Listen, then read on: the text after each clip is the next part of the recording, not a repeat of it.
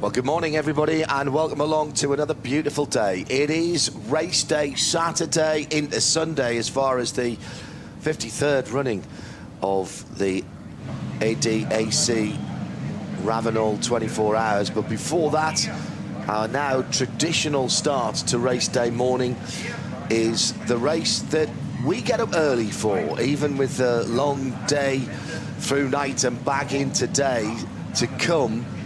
The ADAC 24-hour classic event, which is just rolling off on its formation lap now. Peter Mackay and me, John Hindhaugh, we've just been sitting having breakfast as the cars were coming to the grid, and frankly we could barely tear ourselves away from watching out of the window, Peter. We had to hustle on round to the broadcast booth here right on the start-finish line. The variety and the numbers of cars in this race, it seems it just gets better every time we watch it. This race alone is worth the price of admission to this weekend.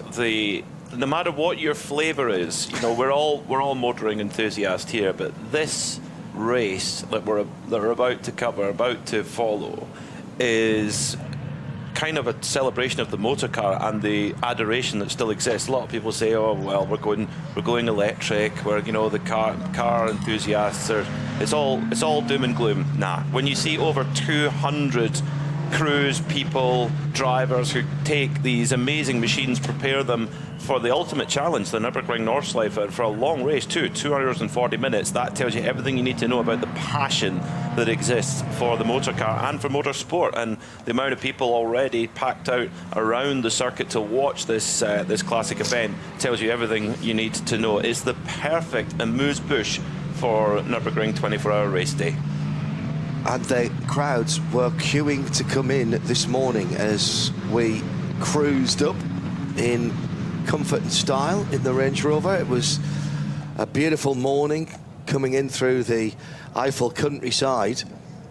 There's a tiny little bit more cloud cover than we've seen over the last few days, Peter, but I think these old cars in particular, older cars, because they go up, I can't think of some of these as old cars actually, they go up to what, the mid-1990s really, and they will, I think, be appreciating the slightly cooler temperatures, particularly the oil and air-cooled Porsches, of which there are legion.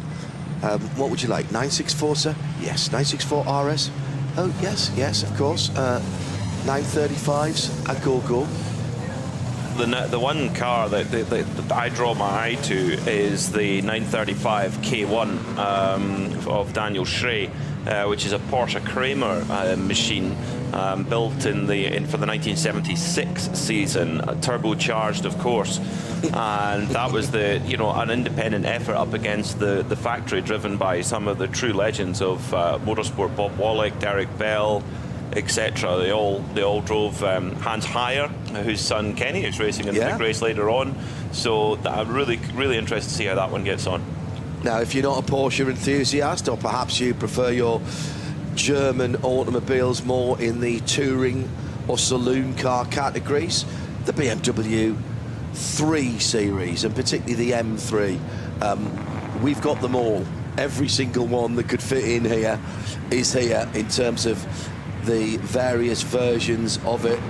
A couple of that sort of custardy, vanilla custard colour going side by, or line astern there, down through the Goodyear hairpin at the bottom of the Grand Prix circuit. That was a very popular colour in period. And I drove one of those for a photo shoot for our local paper, the Sunderland Echo, when we were coming down to Le Mans. Loaned it by the Mill Garage Group, and had a blue one as well for a wee while. But if you prefer the earlier ones, what would your BMW 3 of choice be? I saw a couple of nice Evo M3s going through with the almost Quattro-esque arches, if I dare say that, on a BMW. I do like the E36 Evo M3, which is very, very nice, proportioned car. I'd say I don't think we have any in this race. I think they're slightly too new at the moment, but they will be in the race in a few years' time. Is the E46? I love the E46 M3, and that would be my favourite. But again, if more of something that's probably more familiar to a rally stage is more your thing. We've got a Renault 5 Turbo as well. Is that a Maxi? Big wide, it's got the big arches at the back. Lots of Fords as well, Escorts and Capris, but also plenty of cars wearing the Opel badge. Cadet GTE coupes. We even saw an Opel Monza evoking for me the memories of Bertie Fisher in various Irish rallies in that huge two-door coupe, Vauxhall Royale I think it was called as well. Here's the third group going off. I mean, any one of these groups, Peter, we would be absolutely delighted to have as a race in any classic meeting anywhere in the world. Mark 1 Escort there going through. Alpha GTV, oh my goodness. The green Capri, the dark green Capri Mark 1 with the bubble arches rather than the Group 5 style arches, and the small oblong headlamps is absolutely lovely. And I seem to remember that car went quite well here last year. Nice tartan green 911 going through there, looking pretty standard.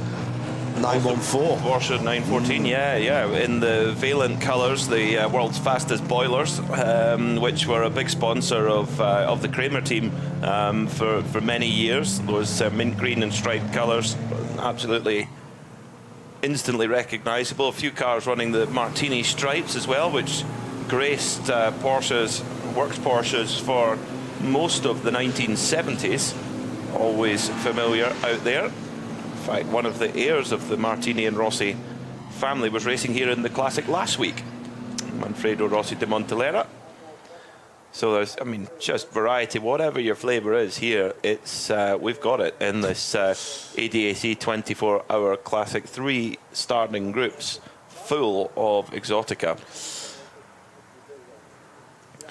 The Alpine A110 as well, which looks absolutely tiny even compared to some relatively small cars. Really cool. Also Eve Scher, the better half of Frank Stippler, 3-time winner of the Nürburgring 24. She's out in her BMW 2002 with the Ravenol colours, which looks a little bit like a blue and white Tunnocks tea cake. Good morning then, and welcome along to the ADAC Classic for the 24 hours. We're on the formation lap with the third group having rolled away, and already a problem for one of those BMW M3s in that sort of vanilla custard colour. This is an E36 coupe actually. It's the Tischner family outing, the number 550. And also one of the Ford Escorts as well. I think that's the 242, the silver and dark blue car. That's just coming up beyond Flugplatz, almost in the orange overlap. This is the RS2000 Mark 1 with Gerard Müller behind the wheel of this car. And that has been polished to within an inch of its life.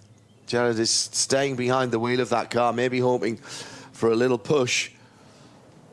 But that car, I'm afraid, is going no further at the moment. So the good news is that this formation lap is long, and therefore there will be a chance for our early rising marshals and track services teams to move those 2 cars.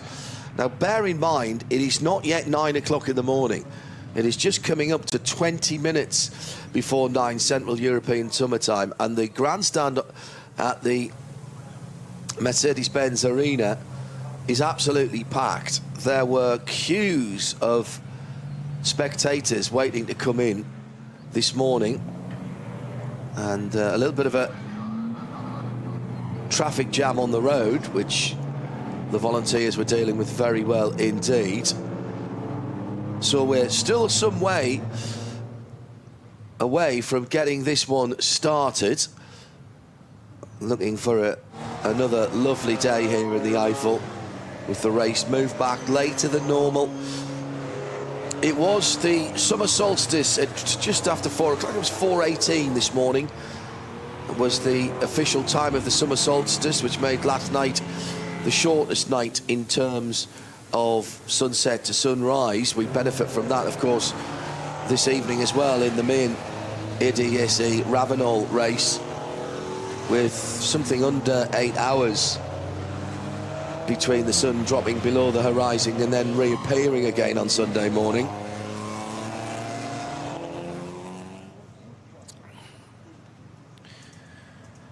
So the cars making their way down the third group now onto the Hatson back for the long run around this 25-kilometre circuit. The qualifying pole time set by Kevin Estre and the Manthey Racing Porsche yesterday was an 8:12. We probably won't see lap times like that, but you will be surprised how strong the cars from the mid to late 1970s, at the front of the field, the RSRs and the 935s, you will be amazed actually the lap time they can produce still, even after so many years. Shows you how impressive they were in period. They've got, well, one thing I can tell you is a Porsche 935 has a lot more power than a 911 GT3R does. 650 horsepower even in the very first generation.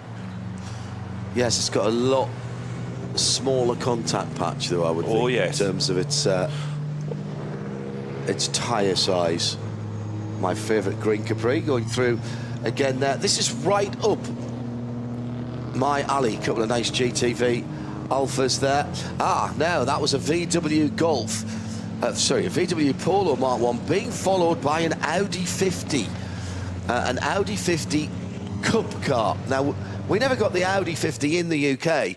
It was the four-ringed version of that original VW Polo, and they did have a single manufacturer championship for it. I didn't know that until we first came here back in 2007 and saw these cars going out and went and did some research on it.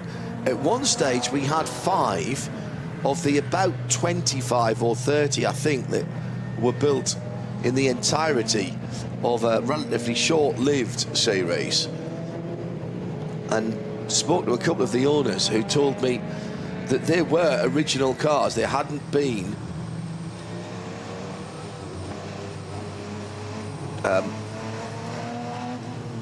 built on a road car.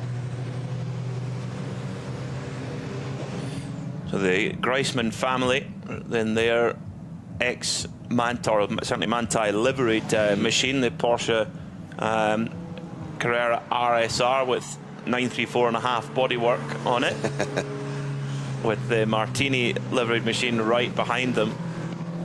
They were really fast last year, but Ralph Schall back again this year in the Mercedes 2.5 Cosworth.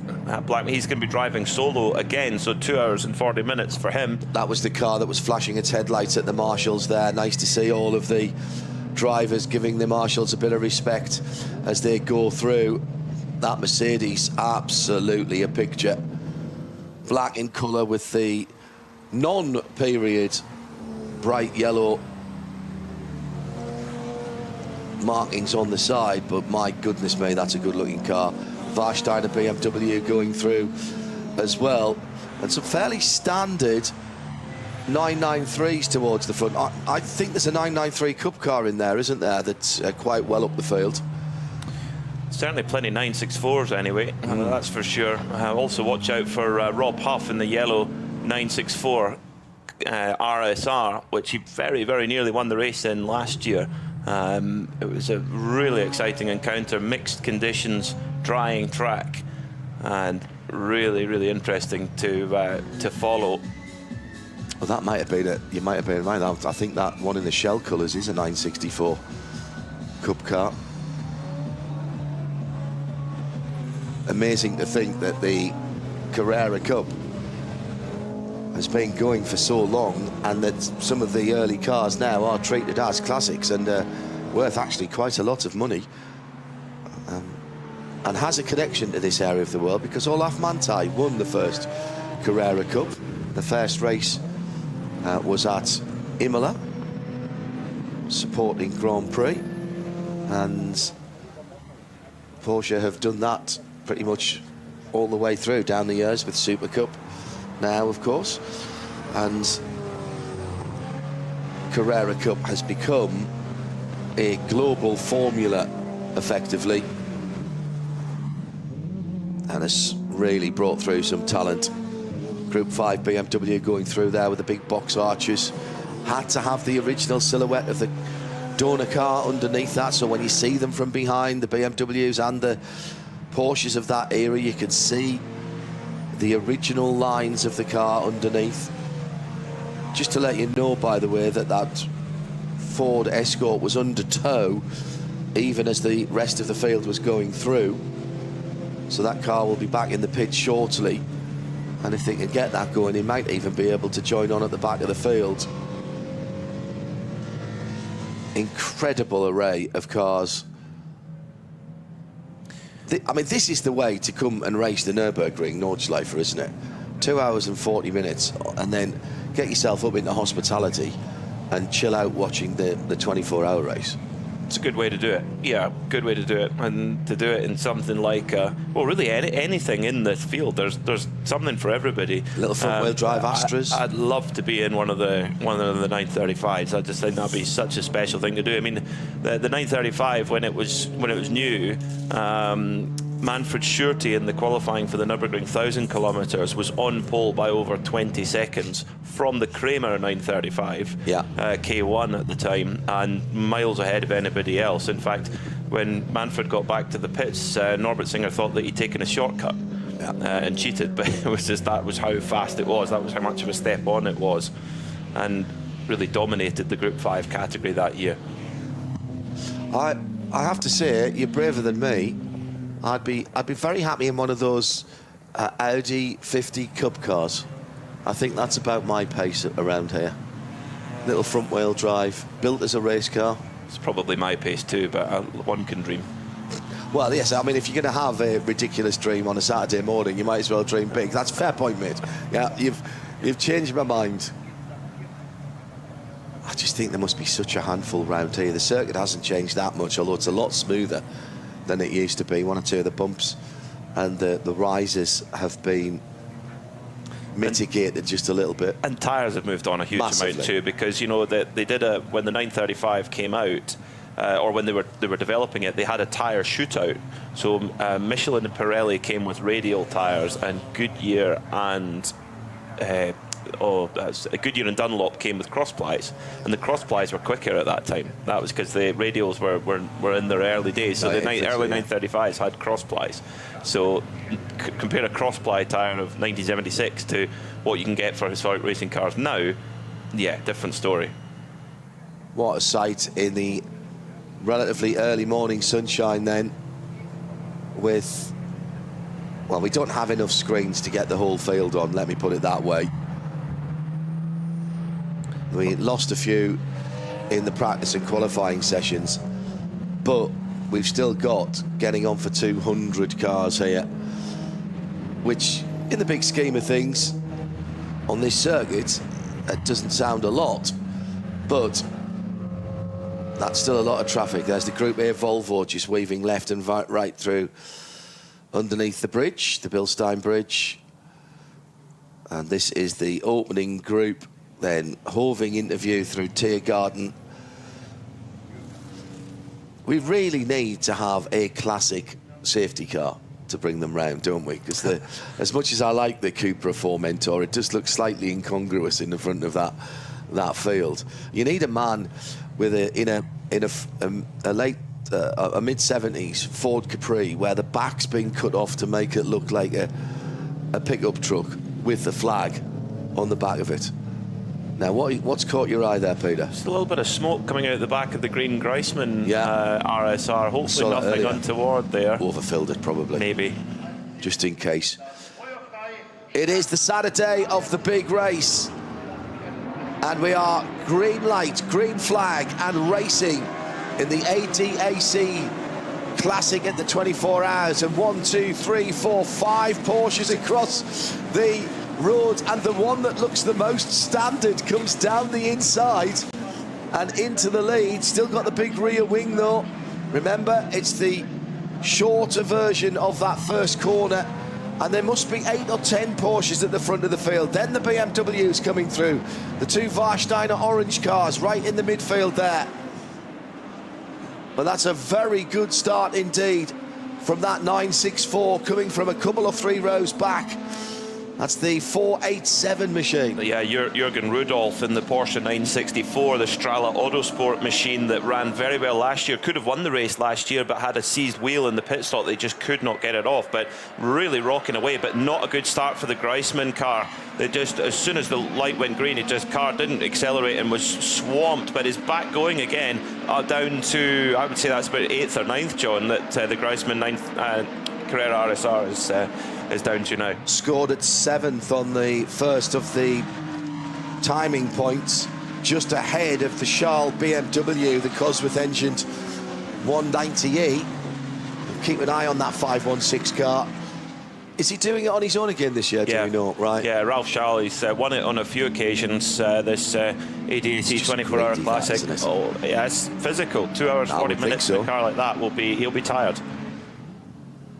Second group coming in. Now this is more of the BMWs at the front, although there is an Opel Kadett GTE Coupe in there.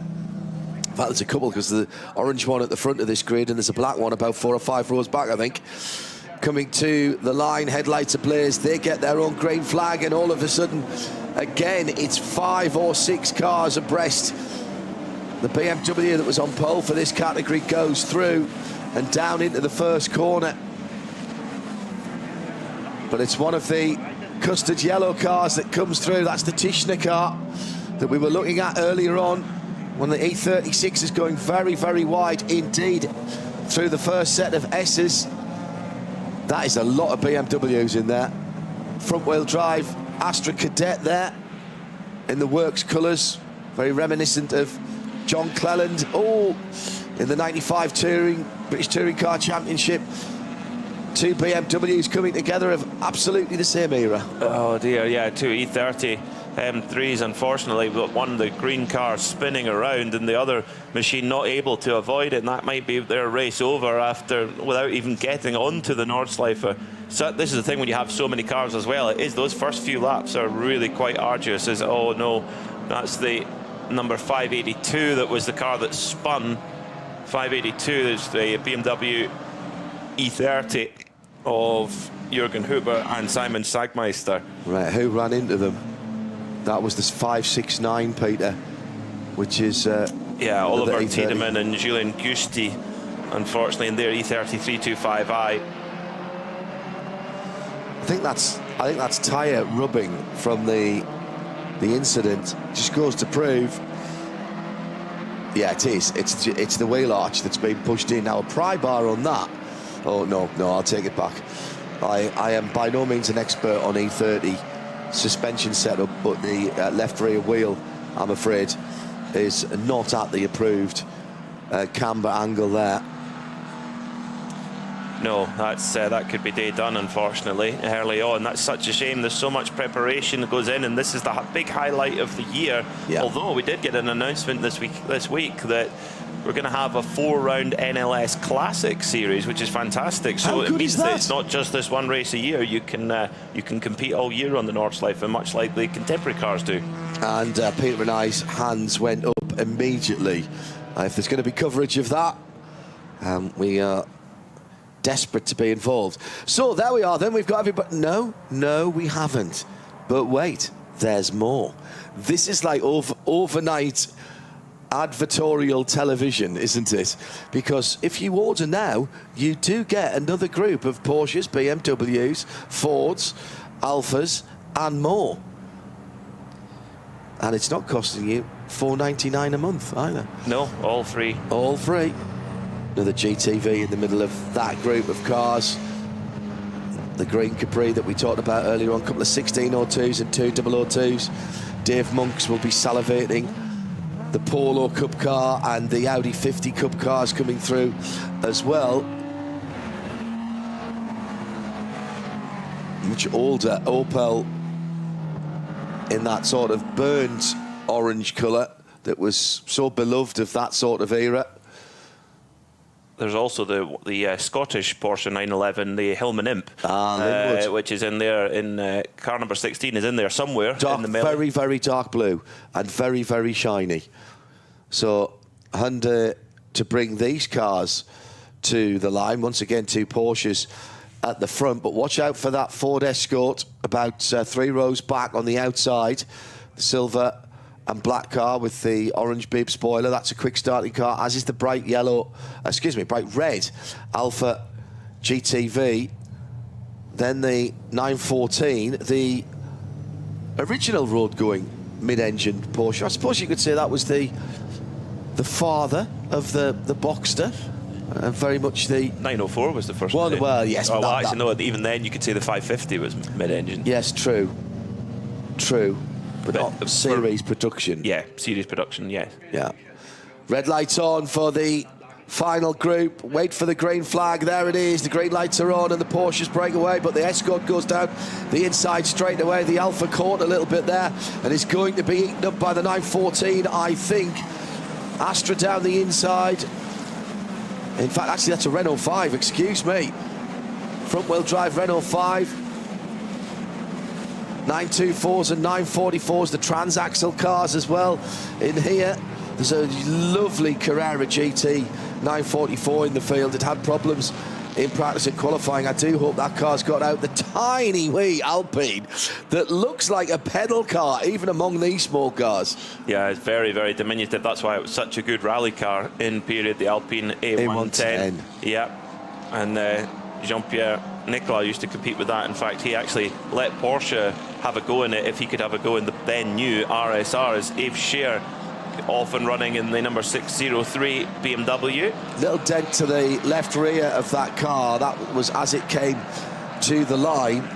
Yves, part of the Nitro team at Le Mans last weekend, and also working here this weekend, but tries to get that car out when she can.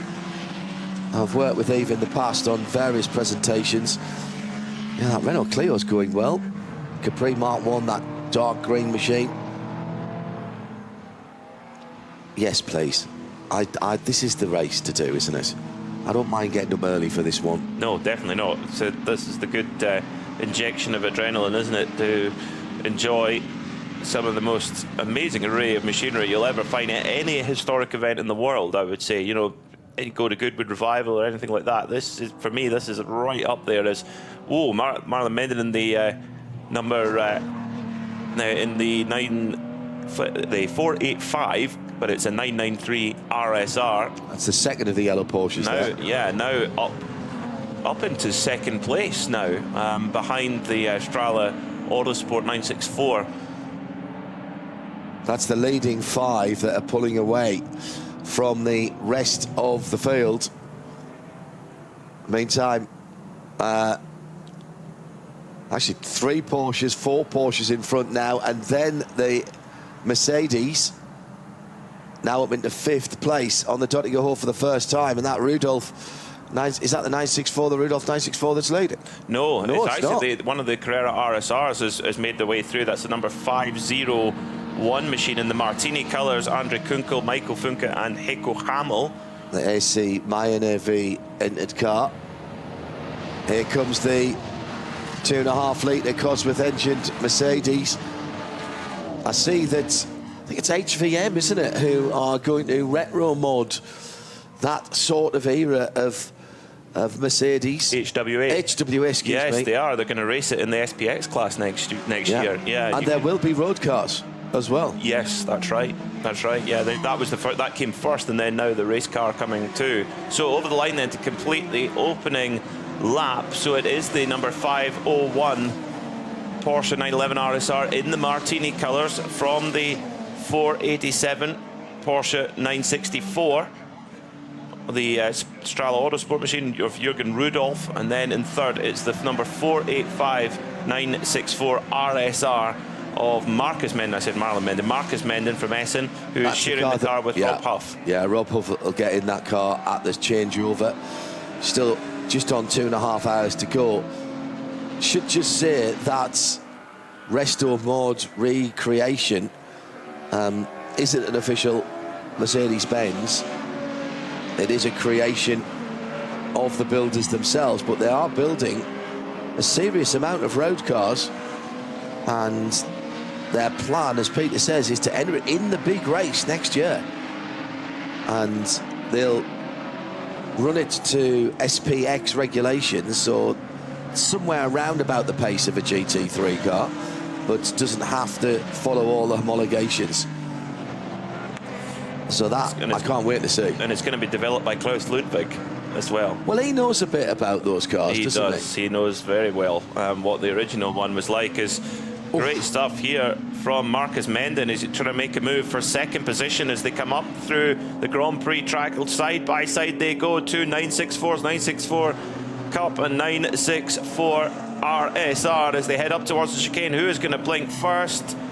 Menden goes for it. Oh, what a move there. What a move from Marcus Menden. That was really gutsy, and that now gives him clear air to try and go after the 501 Carrera RSR of mid-1970s that's pushing on further down the field. That Cup car gives a good representation of itself, doesn't it? A good account of itself. Yeah, I think it's got a fairly fruity engine in it. Yes. You think it might not have passed Tech in Cup in its day? No, definitely not. No, I think it's got a lot more squirt than a Cup car had in the time. It looks, you know. Oh no! Careful! Mind the barriers. End of the Hatson back, and that was the 5th place car, the Griezmann car. No, wasn't the Griezmann car. Griezmann car's green. Oh yes, that's right. So it's got 911 written on it, but it's not car number 911, if you like. So is that the 505? It must have been, because it's just gone behind. Yes, it is. It's just gone behind Ralph Schall. That's the Griezmann car just coming through now. Kittelbacher Ho. Yeah. So it's got 9511. Excuse me. There you go. That's the Boyka RSR IMSA machine. Yeah. Well, again, that's another very interesting car built for the American racing market. As many Porsches were in those days. So just caught the bump there, of which there are many on the Haxton back, and then just offline. Oh, he was locked up there for a moment, and that triple metal guardrail must have looked a lot closer from the inside of the car. Yeah, that was lucky escape there. If you go off the road anywhere on the Nürburgring Nordschleife, you're very lucky to get away with it. And the Hatson back, there's just 1 or 2 bits with a bit of grass runoff, and luckily that was one of those places, so can keep going. But of course, understandably, no ABS or anything like that in these cars. You're on your own, totally on your own, in terms of they don't have any electronic assistance at all. So Porsche and a single Mercedes dominating at the front of the field. The first BMW is the E36 M3 number 563. That's the Vol car. That's another class leader. We're not even going to bother with the classes right now, because there are 4 class leaders in the top 10. The Opel, best of the Opel Cadets, which is also a class leader, is the 147. That's the Remele and Fish car in 20th position. The Group A Volvo 240T, 3 drivers in that, and there's a team in that. There's an Österreichische Stil and a team in that, and that's the 423 in 23rd position. And we're not out of the top 30 yet, and there's another BMW, the E36 325i number 443, the Brugger and Hellberg car. That is leading its class in 26th position. Just a snapshot of the cars, Peter, in the top 25-26, with a couple of outliers being the Mercedes, the Opel Kadett, and the Volvo. But other than that, it's BMWs and Porsches. Also a Ford Mustang out there being swamped by the lightweight, much less powerful, but lightweight German machines going around, driven by Klaus Halvig and Olivier Meutens. That's almost duck egg blue. Beautiful, Ford Mustang. Just to give an idea of how fast some of these cars are, on the Dottinger Ho, based out of Galgenkopf all the way up to Antoniusbuche, the leading car, the number 501 Carrera RSR, which remember is over 50 years old, is less than a second away from a GT3 car down there. We've got a slow zone out on the circuit. Now, 1 or 2 cars involved in that, Peter. Difficult to say. By the way, the lap time from not a flying, I mean a rolling start, but not a flying start, was a 9:33.407. That first lap, and you'll take a few seconds off that if we get a clean lap. So what Definitely. I haven't got is the note of where that has just happened. That hasn't come up on my timing. I've had a couple of cars into the pits. The 467 has come Now, and gone. it's just after Carousel, because the leading car has just come into a slow zone, double yellow flags waves. The Martini number 501 going to have to slow all the way down, and that'll pack the, well, it won't pack the field up because they should all go through at the same time in theory. It's not always the case, but it's Andre Kunkel who's doing a super job in the lead of the race right now. And the track isn't blocked, so everyone can get through at 60 kph an hour. That Martini coloured car with the darker colours, everybody thinks a Martini's just stripes on a white car, but I really think it works on a dark car as well, and they've gone back to some of the darker branding on their products now.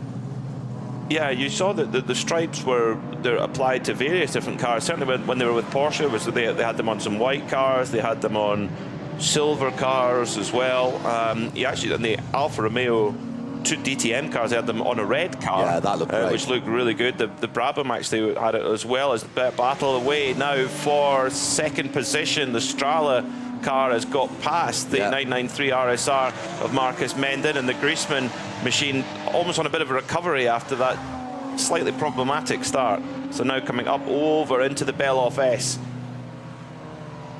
Quick through there. Excuse me, down to Brunchen, you're absolutely right. Yeah, it looks, there's so many parts of the circuit that look so similar. Well, and think how that is behind the wheel, Peter. Yeah, exactly. So that's the battle, 3 Porsche battle for second position. The 2 yellow and the green cars cutting their way through a very lovely ST, a much earlier vintage. And now the VW, and that's a early VW, a couple of early VW Golfs there. Oh, Ford Cortina next to go a lap down to the second place battle. So I wonder where the Cup car got back through. British number plate on that car as well. On the Ford Cortina, they've just passed. Pre-1961 number. 3 letters, 3 numbers. And that is the only acceptable raised number plate, by the way. I'm sorry if I've upset anybody out there, but that is the only acceptable race number plate, the old-fashioned ones that were sort of hammered on to a piece of aluminium.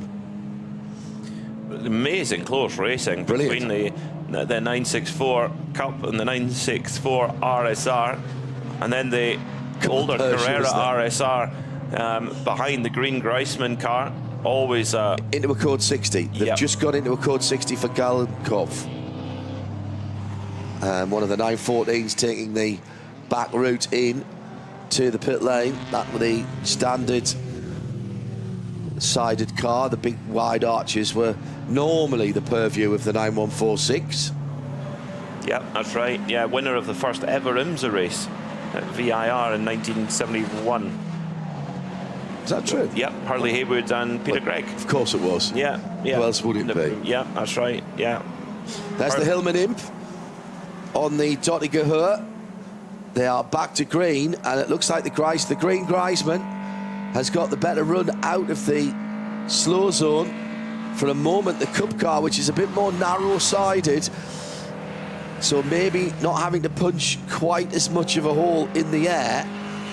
So the 964 Cup car behind it, the 993. I think they're still in a code 120, I think. Yes, you're right, they're still yellows. Yeah, so intervention vehicle on driver's right as they come up towards Antonius Bucke. one of the 2002 BMWs is ground to a halt at the end of the Dottinger Hoe. And I think that's a Peugeot 309 there, as well as an NSU. And the reason I think it's a 309 is it's got the twin fog lamp and driving lights underneath. I had a 1600. Basically, it's a 205 with a boot. Still a two-door car. And I had it. They were called SRIs in the UK. I had one of those. It's great fun. And then I had one of the best cars I've ever driven and owned. And that was a 405 SRI. Four-door, Pininfarina designed. Lovely. Back to racing speed then for our leaders. A little bit interrupted there with slow zones, etc. But that is what racing on the Nordschleife is about sometimes. Now it's going to be straight line speed. The Strala 964 just gallops away. That's got a turbo engine in it. I'm certain of it. The way it just gallops on. The Jeff Swart competed at Pikes Peak in a 964. In fact, he ran in the American Rally Championship in a 964 with a special Andile turbocharged engine, so you can get big power out of those 964 turbos. And that is a 309 SRI, possibly a GTI with the 1.9 engine in. Bit defensive there for the 487, and round the outside comes Menden. Chassis-wise, that RSR 964, much better through the corners. It's not got the straight line speed of the Strala car with a turbo motor in it, but the 964 RSR making the way through then as the Carrera RSR from the 1970s, the Griezmann car, trying to make its way through. Whoa, big slide there for the Strala car, trying to get that power down. That's the second time we've seen an outside move by the first of those yellow Porsches. So quite clearly, in the slower and medium corners, they've got that car well dialed in. But as Peter Mackay mentioned there, the narrower body of the 964 Cup car with the blue on the front of that car as well, the Strala machine, coupled with what looked to be bigger wheels than it would have had in terms of diameter, at least. And we believe a fruity is what Peter said, a fruity I think it's got motor. a very fruity engine in it, I would think, with forced induction too. But Marcus Menden driving very well here. Of course, he's got Rob Huff waiting in the wings, who will get the absolute maximum out of the car. But Marcus doing his job very well as the Griezmann machine gets out onto the curb. A little bit of a moment there. Huge rear tyres on those later Carrera RSRs with the 934.5 style bodywork. Big rear arches to fit those wheels. The 934.5 originally for IMSA competition. That's right. And you mentioned Hurley Haywood and Peter Craig. Peter Craig was instrumental in getting that car built. Took a set of mechanics from Brumos over to Germany and had a look at the kit of parts and said, we'll have some of that. And they built some of the cars and took them over to IMSA, who promptly banned it. So they couldn't race it in IMSA, so they went and raced it in Trans Am with SCCA. Yeah, that won the championship and then got the championship taken away from them at the end of the season. That was the 934, yeah. That was Joe Hoppen, who had ordered 10 934s for the US market, and he was the motorsport man in North America at the time. And then IMSA had said yes, they could. When he ordered the 10 cars, they could enter the 934, but changed their mind. Yeah. And then he said, right, off to Trans Am we go. Vasek Polak had a few. In fact, Joe Hoppen said, you know, 2 or 3 cars should be good, and it should be easy for a big dealer like you, Vasek. He knew how to do the deals, that Joe Hoppen, and put a lot of good drivers in drives and gave them opportunities. He was instrumental to Porsche's success in the United States on track in the 1970s and indeed early 1980s. Got up close to the 934, an original 934 recently. What a machine. What a machine. Basically ran the wide rear arches and aero, and they're going past one of the front engine Porsches there. Criminally underrated, the transaxle cars. 944. Is it 924? I thought it's good. It looked like it's got the slightly lower nose. Yeah, you might be right. Yeah, we've got a good mix of those front engine transactional Porsches out there. I haven't seen a 68. Is that too late? No, we haven't. Maybe just. Yeah, it could well be. So, gap at the front of the field, 25 seconds. Amazing job from the number 501 Martini Carrera RSR of Andre Kunkel. The 569 BMW that was involved in that first lap incident is running. It's got a little bit of damage on the left front, sitting in behind the fabulous yellow and green Ford Escort number 41, which looks like it's just come off a Scalextric track. This is the RS2000 Mark 1, and BMW down the inside there. This time makes the pass cleanly. In fairness, wasn't really his accident. Got involved in the other E30 that spun in front of him. Now, unfortunately, Ralph Schall has come into the pit 4 minutes ago. That's early. That's got to be early, surely. He did look like he wasn't showing the same pace that he did last year in that Mercedes 2.5 Cosworth, but he's been in he entered the pits 5 minutes ago and is still in the pits, unfortunately, for last year's winner, of course, Ralph Schall. What a pity. Yeah, the incident that BMW was caught up in, as I say, no fault of their own in that 569 machine. Well, that is a shame, because that is a quick car. Another spin for another BMW.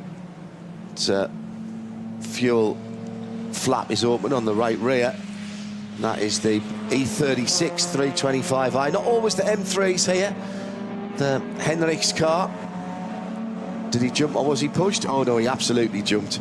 He flung himself at the chicane there, and eventually physics catches up with you, Peter.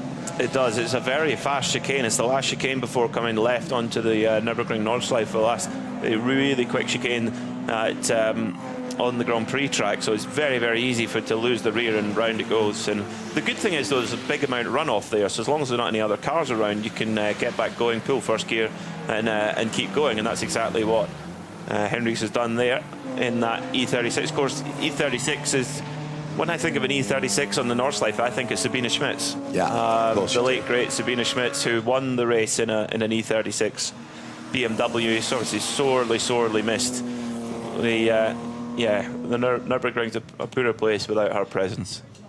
As I think you know, Peter, I had the great pleasure to have worked with Sabina a couple of times on a couple of arena shows that I did years back, and both at work and outside of work, just an absolute delight.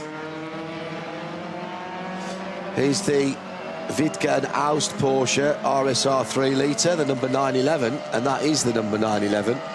Classic Porsche, white with the red stripe down, not saying Porsche but saying Mittelmotor, that's their entrant. I'm just typing an email here. Dear Jim Farley, where are you this weekend? Because he would love this. Oh, yeah. CEO of Ford. Definitely. In a period Mustang, races himself, was in the Mustang Challenge at Le Mans last weekend, which was an unmitigated success. Well done to everybody who pulled that off. Could be a Mustang, could be an old Capri. I was going to say Cologne Capri was exactly what was coming to mind. Oops. Oh, the E36, the same E36 has lost it just coming out of Schwedenkreuz down towards Arenberg. Now, that's easy to do. We've seen incidents there already this week, so very easy, very, very fast through there. And if you weren't with us earlier on, the top qualifying yesterday was actually brought to a halt, had to be red flagged and then rescheduled after the Scherer Sport number 16 Porsche had a huge incident there with Lawrence Vanthoor. That's it. Right, that's a missed downshift. He's gone down too many gears there and locked up the back end. Yeah. Delighted to say that Lawrence Vanthoor. Yes, Lawrence Vanthoor. Lawrence, yeah, he's okay. He's okay. The car, not so much, and that machine has been withdrawn from the main race. That will be a non-starter. It's a little bit of hip and shoulder there from the 911. That's not the kind of driving that we like to encourage or see here in this class of racing. I did notice the hand go up straight away from the driver, but that's not cricket in this type of racing. No, definitely not. That is the class leading car, the number 911. It's a 911 RSR 3 litre from the around 1974, 1975, and I love the story about how they first tested the RSR. There was a big change at Porsche at the time where Dr. Ferdinand Piëch had left the company. The company was taken public. The family stepped away from the management of the day-to-day management of the company and went onto the supervisory board. But the new managing director, Dr. Ernst Fuhrmann, he wanted to go away from the days of the 917 where they had prototypes. He wanted the racing to be based on the 911 at that time. So the RSR was created, and the first place they took it to test was the Corsica Rally. As you would. As you would, yes. So they took it to the Corsica Rally, which caused great interest at the time. And Jean-Pierre Nicolas, who later won the Monte Carlo Rally in a 911, he wanted to have a go in it. So he said, "You guys can have a go in my factory Alpine A110 if I can have a go in the Porsche." So they did, but they were testing on the public roads in the dark in October 1972. Then took it to Paul Ricard, and then for its first race, which it won at the Daytona 24 Hours with Peter Craig and Harley Haywood winning overall. In a 911. Thread? There is a thread, yes. Yeah, going through that. That's a shame. We've had contact. I think this is why we had one of the slow zones. This is the 2002 BMW number 44, the white and green car. Beautiful car. Beautifully prepared, looking slightly less pristine now, and being pulled away into one of the areas of safety. So that should give us a clear lap again now. We haven't yet bettered that opening lap at the front of the field by the 501 of a 9:33.407. Still leading that car on the Grand Prix circuit right now with the white and navy blue plus martini striped machine. Been driven very, very well, being pushed hard. It's the Carrera RSR. I'm told that you have to drive quite precisely on these cars, that if it starts getting out of shape, you're not quick in them. No, I would imagine so. I would imagine so. For the... He's not hanging out, you're right though, he's not hanging about there. No, it's been driven very, very hard indeed. I'm trying to listen into the engine to see if it's a turbo engine or whether it's normally aspirated. Normally aspirated, yeah. Which is, so it's a Carrera RSR with 94.5 bodywork on it, being driven beautifully at the moment, and the gap is up to 36 seconds at the moment. But this is a pit stop race, and we still have the majority of it to go, with still over 2 hours and 6 minutes of this to go. I mean, Eve Shea. Well, it's quite remarkable. Did Eve start that car? Are we sure? Yes, right. Yes, she did. Yeah. So it's even you compare the opening sector of this track goes from the start-finish line to the on the brakes for the what was the Goodyear? It's Goodyear, yeah, Goodyear hairpin, and the leading car is only 4 seconds slower than the very fastest GT3. That's 50 years old technology. Yeah, that's remarkable. Just to say, I mentioned that Eve is part of the Nitro team. They'll be starting a record attempt broadcast at 1 o'clock from the touring car legend area until after the awards ceremony of the 24 hours of the Nürburgring. So 28 hours of live broadcasting from the Nitro team.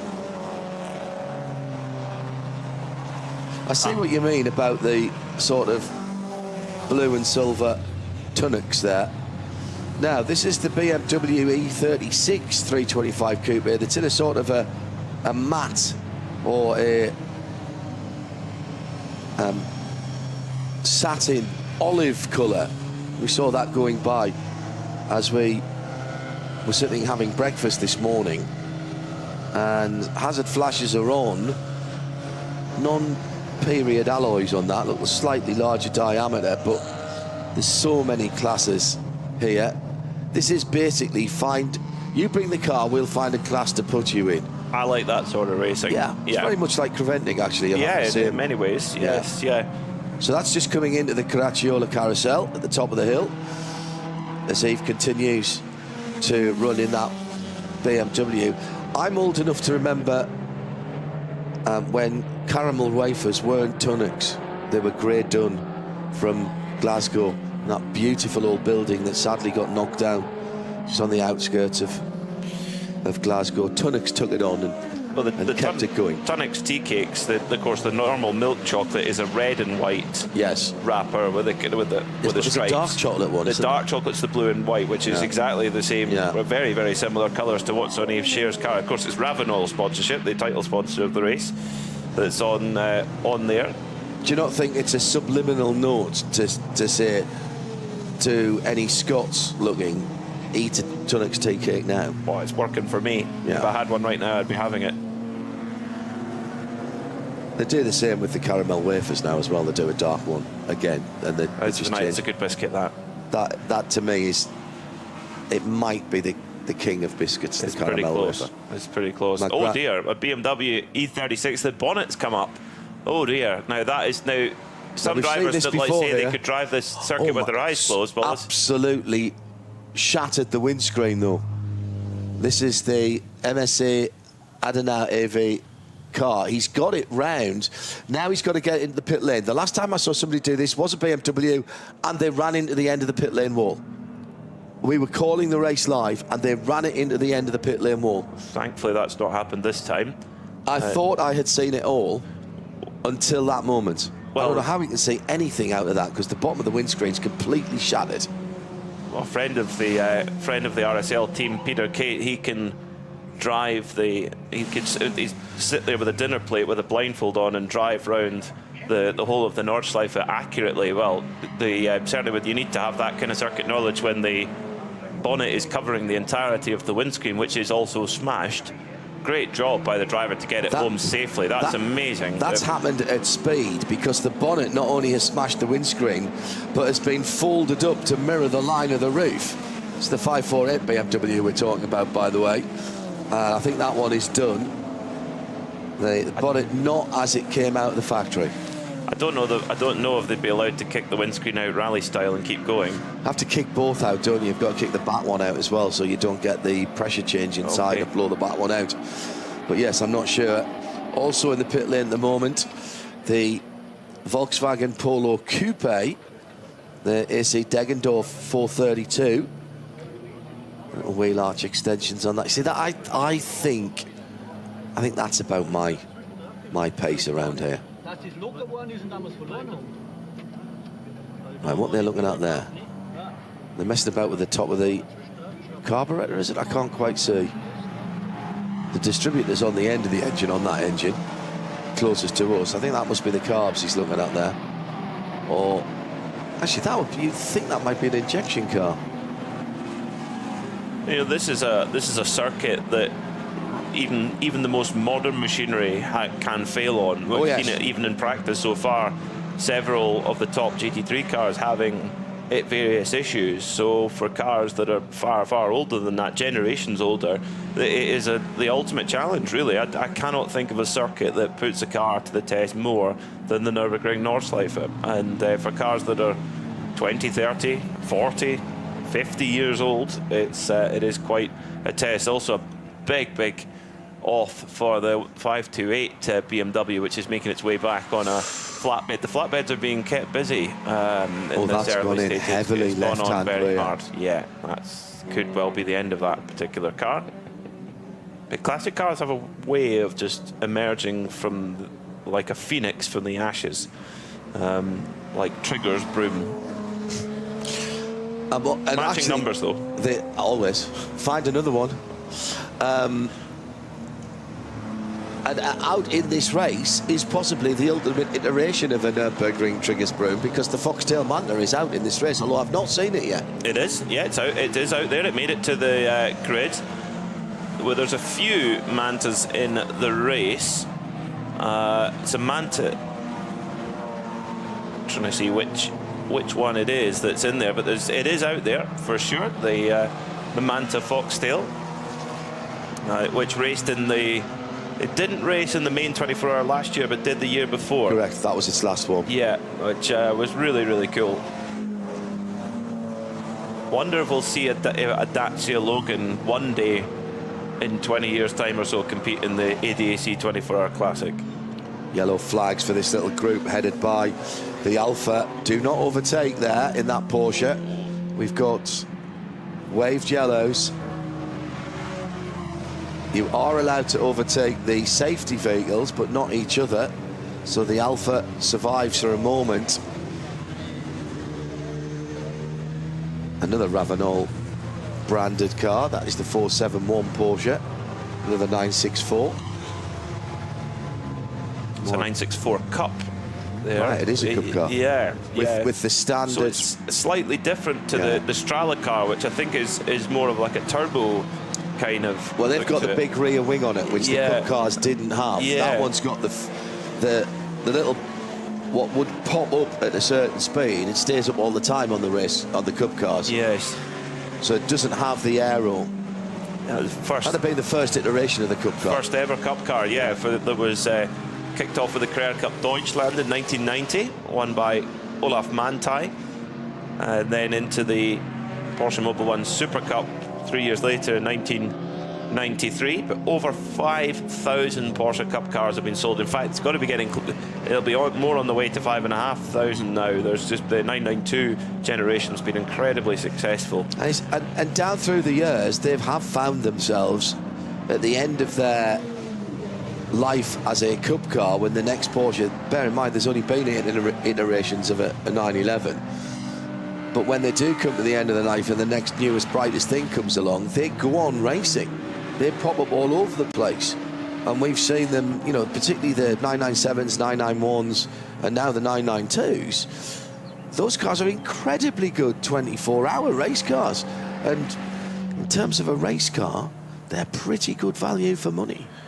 Everything, yeah, relatively speaking, they are. Yeah, there's a whole class for them in the big race later on, the 53rd running of the ADAC RAVENOL 24 Hours of the Nürburgring, called the Cup 2 category. So and then there's plenty others that are racing in other categories that are run on alternative fuels and maybe have slight modifications, so they run in a different class. So yeah, there's plenty of them out there. There's even a few of them that have been made into rally cars. Did you do a story on one of those recently? I did it on the Cayman GT4 rally. Right. Yes, which was on the front cover of 000 magazine, a publication from California. If you're a Porsche fan, do check it out. There is some amazing stuff in there. A very, very broken windscreen, unfortunately, for the little BMW M3 E36. And I don't think that car will be able to go any further, sadly. Although they are taping down the bonnet, trying to tape down the bonnet. So are they planning on kicking the windscreen out and then carrying on? No way in the world. Okay. The bonnet is kinked at about 35, 40 degrees, where it was pushed over the A-pillars and onto the roof. They need to take it off and mount it upside down if it's going to work. At the front of the field, by the way, still the SA Mayaneve 501 leading, going down through the foxhole now. I'm just going to say that again, go down the foxhole. That foxhole in that car, where you know you can't touch the curbs at all. Absolute precision, Peter. Quick, yeah, you need to know how to handle that sort of car and an older 911 and what it does. It's lift off oversteer. Modern car, it is not. No. Oh, my goodness me. Now the Strala car has just lost contact with the podium fight. It's down into 4th place.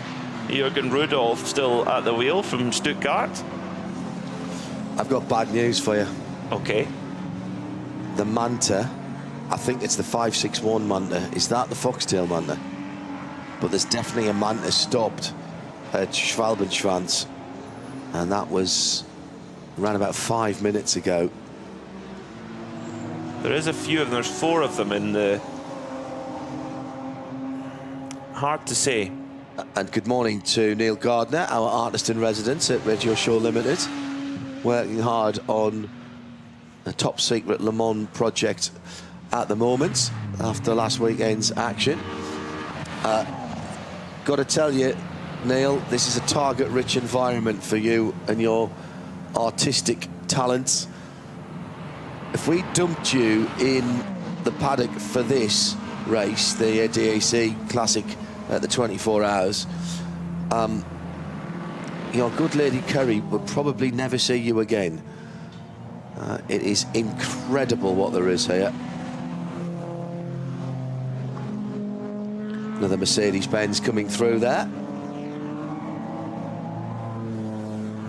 Just coming through the slow zone. Also, I love the Hawaiian Tropic Porsche 911 there, and it got almost IROC style RSR. Opel Ascona. That's a very early Opel Ascona. Vauxhall, that would have been a Vauxhall Viva, wouldn't it? Or something similar. It's like a sort of HB Viva shape, but not quite, but it has the same rear lights as the HB. And it's when Opel and Vauxhall were still building cars specifically for their own marketplace. Leader still out there.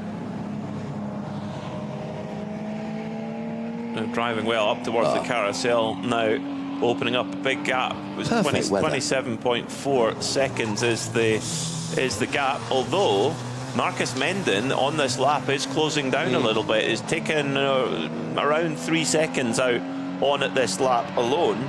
So just chipping away at that gap. And remember, Marcus Menden has got his not-so-secret weapon waiting in the pits ready to go, and that's Rob Huff, who knows how to pedal, and to give the understatement of the week so far. So this could ebb and flow back and forth over the next hour and 52 minutes. Watching the efforts in the pit lane for that BMW with the bent bonnet. Hello, good morning, Johannes. Little known fact, he says they have to use 30-year-old tape on 30-year-old cars. Yeah, getting the bits for the cars, not the problem. Getting new old stop 30-year-old tape, it's a killer. It'll have probably lost its stick by now, you would... Do you think? You would think, yeah. It'd be that, as soon as you touch it, it gets on your hands, and the only thing it sticks to is your hands to itself and nothing to anything else. Yes, absolutely. Peter Mackay, John Hindhaugh with you for the ADAC Classic at the 24. Full coverage from 3:30 local time today. Johnny Palmer and the team taking on the first of the race coverage, but before that we do have a warm-up at noon, and that'll be the first time this weekend you'll hear the voices of Bruce Jones and Peter Snowden, who joined the team for the weekend, having hopefully rested up, and Peter having recovered from a nasty virus that he had at Le Mans. Not that you would have known it. He was still doing his shifts, and it was absolutely brilliant. Leader picks his way through traffic then, coming down to the second carousel. Even the bits of this track that look easy aren't. No, there's not one easy corner here. No. At the Nürburgring Nordschleife, it's just an amazing strip of tarmac. Out of Galgenkopf then and onto the long Dottinger hole, where these cars are incredibly quick. The number 487 Strala car is within a second of a GT3 quickly along there, and does. Sorry to interrupt there, Peter, but that was a very important pass he made on that BMW there, because if he got into the yellow flag area, he wouldn't have been able to do it. This second place car, the bright yellow Porsche, also having traffic to deal with now. Sorry, just repeat what you said there about the top speeds. So down the Dottinger hole, so the sector 8 of the track is the exit of Galgenkopf to Antoniusbrücke, so the entirety of the Dottinger hole. The fastest car in fact, you can take one out because they had a penalty for energy usage. A GT3 car takes just about 20.1 seconds to go down there. The 964, which I presume, like I say, has a pretty fruity engine in it, 20.8 seconds. So it's nearly as fast as a GT3 car down the straight. That's the Strala Autosport car that Peter's talking about. It's 30 years old. It's actually slightly more than that. It's closer to 35 years old. Yeah, incredible. Leader back under green flag conditions, completing another lap, lap 5. This is a time certain race, and we've still got an hour and 50 minutes to go. Just perfect conditions for the 501 Porsche 911 RS. It sounds fantastic on the acceleration, doesn't it? Yeah, really good. Really, really good. The RSR was the car that really took Porsche's racing activities on from the big glory days of the 917 and winning Le Mans twice, winning Le Mans overall for the very first time with the 917. So it was a little bit more humble, but still, you know, still put in those giant killing performances. Probably most of all, I would say, the 1973 Targa Florio, where Gijs van Lennep and Herbert Muller won overall in a Carrera RSR with the Mary Stewart collar wing, the wing that engulfed almost the entire rear of the car. It looked really, really cool.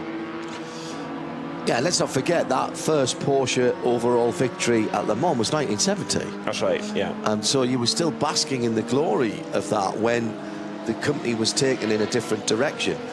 Porsche and Le Mans synonymous. First Porsche car appeared there in the 1950s. 1950, yeah. Won its class in the first year. And since then, there's always been a Porsche at Le Mans in some way, shape or form.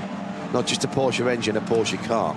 They scored they didn't get their 20th overall at Le Mans, their overall win, but they got their 110th class win. Remarkable. Well, it was almost like the GT categories for many years when I first started going there in 1989 and through the 1990s. The GT category looked at one stage like a Porsche Cup race, and that was where, you know, big slide by the 487. That's the Cup car with the accoutrement, I think. Cup car plus.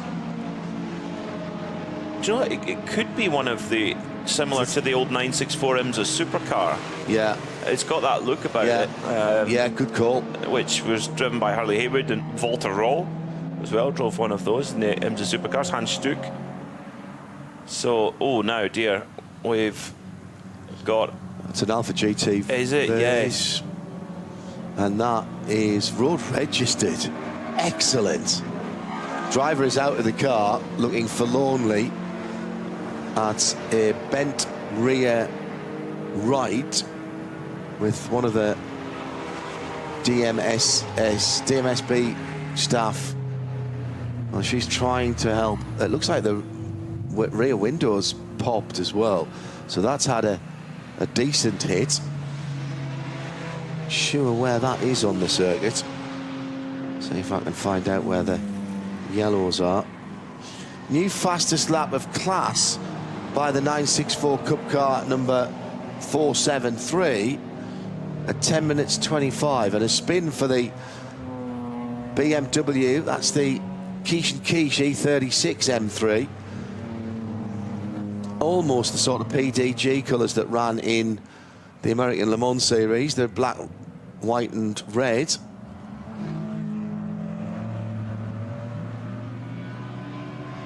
Got back going again though, thankfully. That's the thing in one of these classic cars as well, is if you have an off, it's not as quick as in a modern car. That's it's true. So fast. Oh, that's coming in up a modern car. Over S-Back and towards the entry to Brunchen. That is quick. That is quick, because you're coming out of Wipperman, which is like going down a helter-skelter.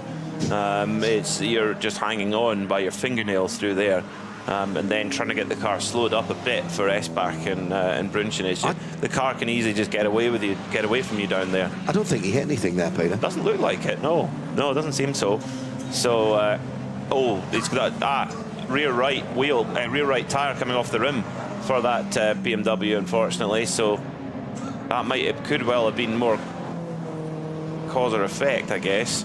So you're gonna have to limp the car back and try and get a replacement wheel and tyre fitted and get back into the race. Gap at the front of the field is now down a little bit to it's down to 25 seconds on the last lap. Marcus Menden in second place in the 964 RSR took 3 seconds out of the race leader, the 501 Martini Carrera RSR. Drapes through. Ford Escort going wide at the first corner, and a Mark 1 Manta just a bit further up the field. There's Zinziga mineral water car in a nice shade of taupe.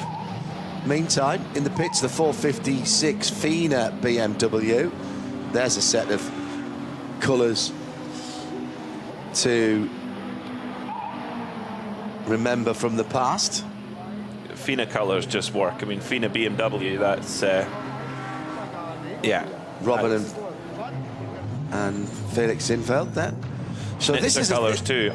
Oh, I forgot to put my Schnitzer socks on. Oh, Pete. Yeah, but I do have my classic Team Lotus socks on. So. Okay.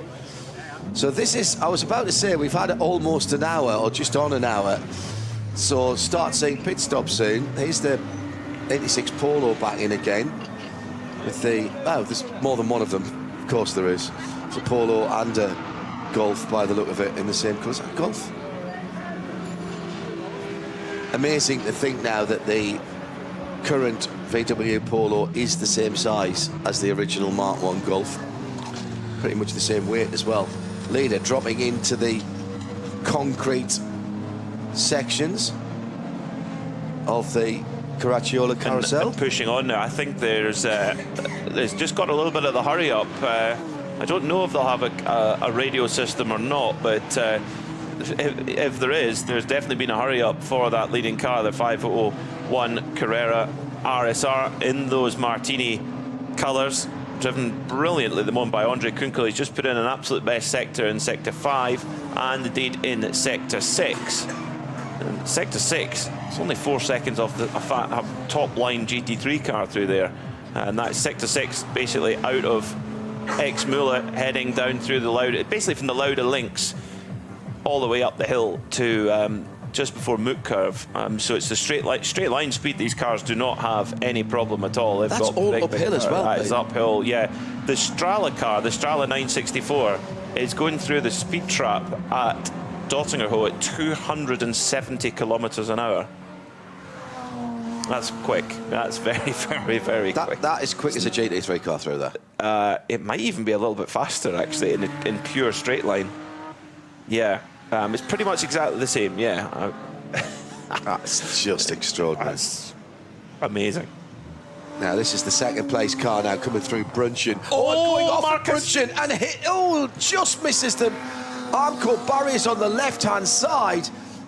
Was maybe 18 inches, maybe 2 feet offline. Lovely four-wheel drift. My goodness, that'd have been a wake-up moment. Peter Mackay to my right has literally got his head in his hands. It was like me watching Doctor Who in the 1960s when the Cybermen came on behind the sofa. He was watching that through his fingers. Oh, that's such a valuable car. Marcus Menden is trying so hard. He just got up on the curb and then through. It's the one of only 2 gravel traps in the entirety of the Nordschleife. Did he hit the inside curb? Don't think so. No, he's just trying to carry loads of speed onto the curbing. There's quite generous curbing, but then gets a bump out and misses the guardrail just by 10 centimetres. If that. And if he'd clipped the... Oh, that would have been big. Game over, yeah. Either on the throttle a tad too early. Some of these cars, particularly of this era, you have to actually go back to the throttle quite aggressively to get the car to squat down at the back and actually give you forward momentum. And if you don't, you understeer. So he either got on it a little bit early or maybe, just maybe, he turned in a tiny bit early. but just took a wee bit too much of the curb. There's the 309 coming through again on the Dottiger with a gaggle of cars, including the second place car, right with him. Oh, that was... Take a breath. Now the 555, is that up at the front of the field? No, I don't think so. But they're going to get a 1 minute time penalty for not respecting the pit lane speed limit. That's quite a... That is the BMW 325i, unfortunately, that got that penalty. And then it's the 460 Mercedes in the gravel trap. Turn 1. Yes.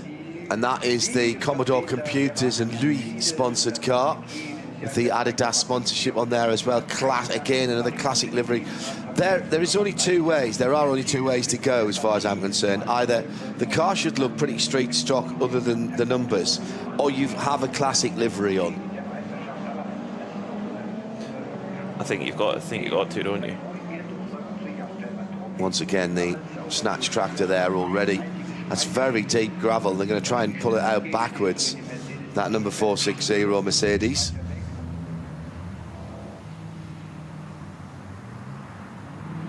So Peter Mackay and John Hindhaugh with you this morning. Hello. How good is this? There is a race going on. Well, Marcus Menden proved that there is absolutely a race going on, playing for keeps, putting it on the limit in a hugely valuable car. I don't know exactly what the current value of a 3.8 RSR is, but it's a lot. You might be cheaper buying a brand new GT3R than buying a 964 RSR. Quite amazing. Right, some work going on one of the BMWs while it's being filmed. Another 30-second penalty again. This is speeding in the pit lane, as that Mercedes has nearly been pulled out of the turn 1 gravel trap. Race leader is in the pit lane as well, but that's on schedule, I would say, after an hour or just over an hour of racing. Yeah, or what's that, 7 laps that they've done, or 6? 6, but they might not have. Yeah, probably 6. Yes, 6 plus the formation lap. I wonder if they can do 7. 3 drivers in that leading car, so presumably the start driver will be out. Yeah, the start driver for that number 501 machine was Andre Kunkel. They've got Michael Funke and Heiko Hamel also. In the pit lane is the Lauda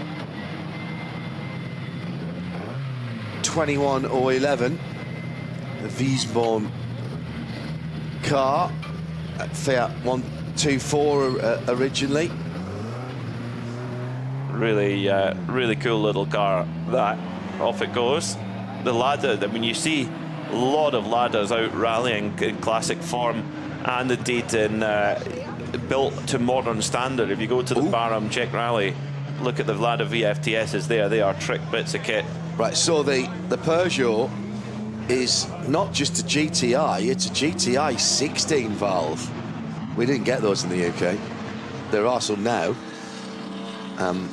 That was the 2 litre rather than the 1.9, and very much sought after. There is a transplant, you can put that engine into a 205. Also in there, 924, you're right, that was a 924. We were looking at that number 3 earlier on, Peter. Pop-up headlights, whatever happened to those? Brilliant. Such a cool, clean design, the 924, which begat the 944, and then eventually that became the 968, although quite a few more changes to the 968. 968 at the time had the biggest 4-cylinder petrol engine in terms of cubic capacity in any road car, 3 litre. It went out to. And there's all of those transaxle cars criminally underappreciated. They are, as a daily classic, they are absolutely brilliant. And I know, because my 968 Sport I ran as a daily for pretty much 5 years and just did the normal service items. Great piece of kit. Came down here in it, actually. In 2017, came down here, bought it at the end of 16. Came down here 2017, having been to Spa and done a few laps of the circuit there. And with the back seats folded down in a 68 or a 44 or a 24, it was known in our family as the Porsche estate, the Porsche wagon. Extremely practical. My goodness me, that's the RAVENOL 471, isn't it? The Porsche right up on the curbs going past the 205 GTI and one of the Ford Cortinas.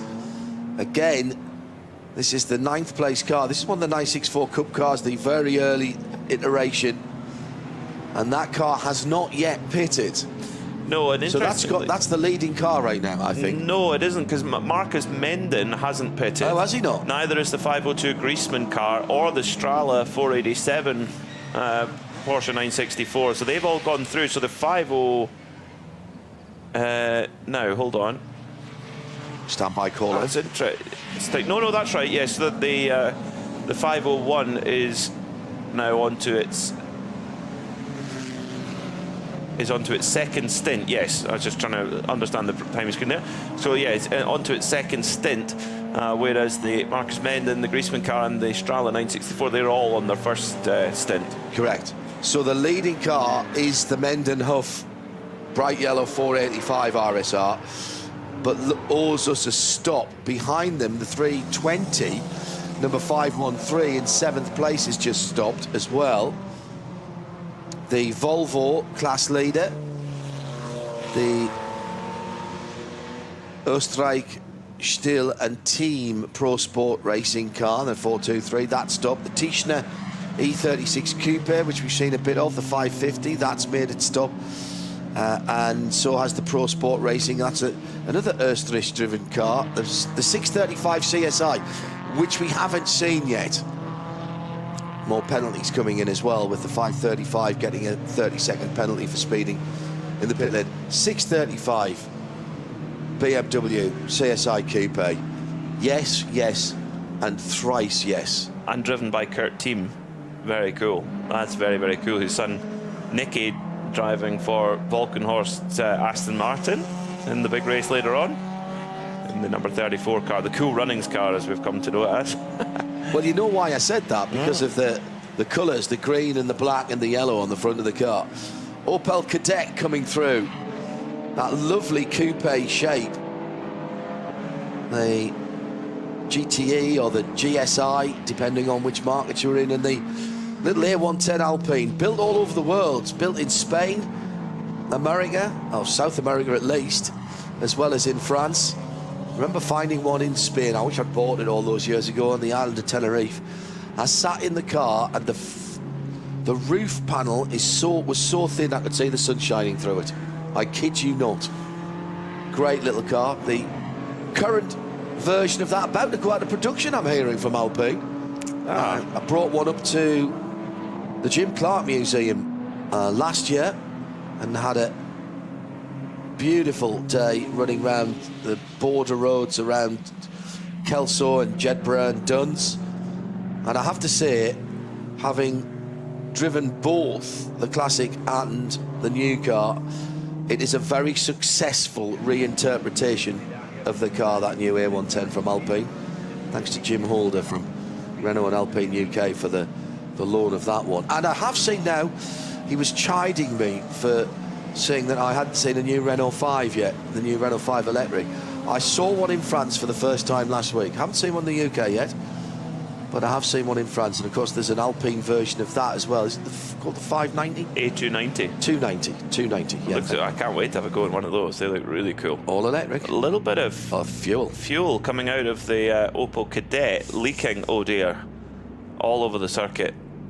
May have just been overfilled possibly, but no, that looks more like a fuel leak, unfortunately. Has he had a bang on that corner? Maybe, but that's not good. You don't want that down on the track. I know. 90 minutes to go. Hello to James O'Donnell, loving the sights and sounds from the classic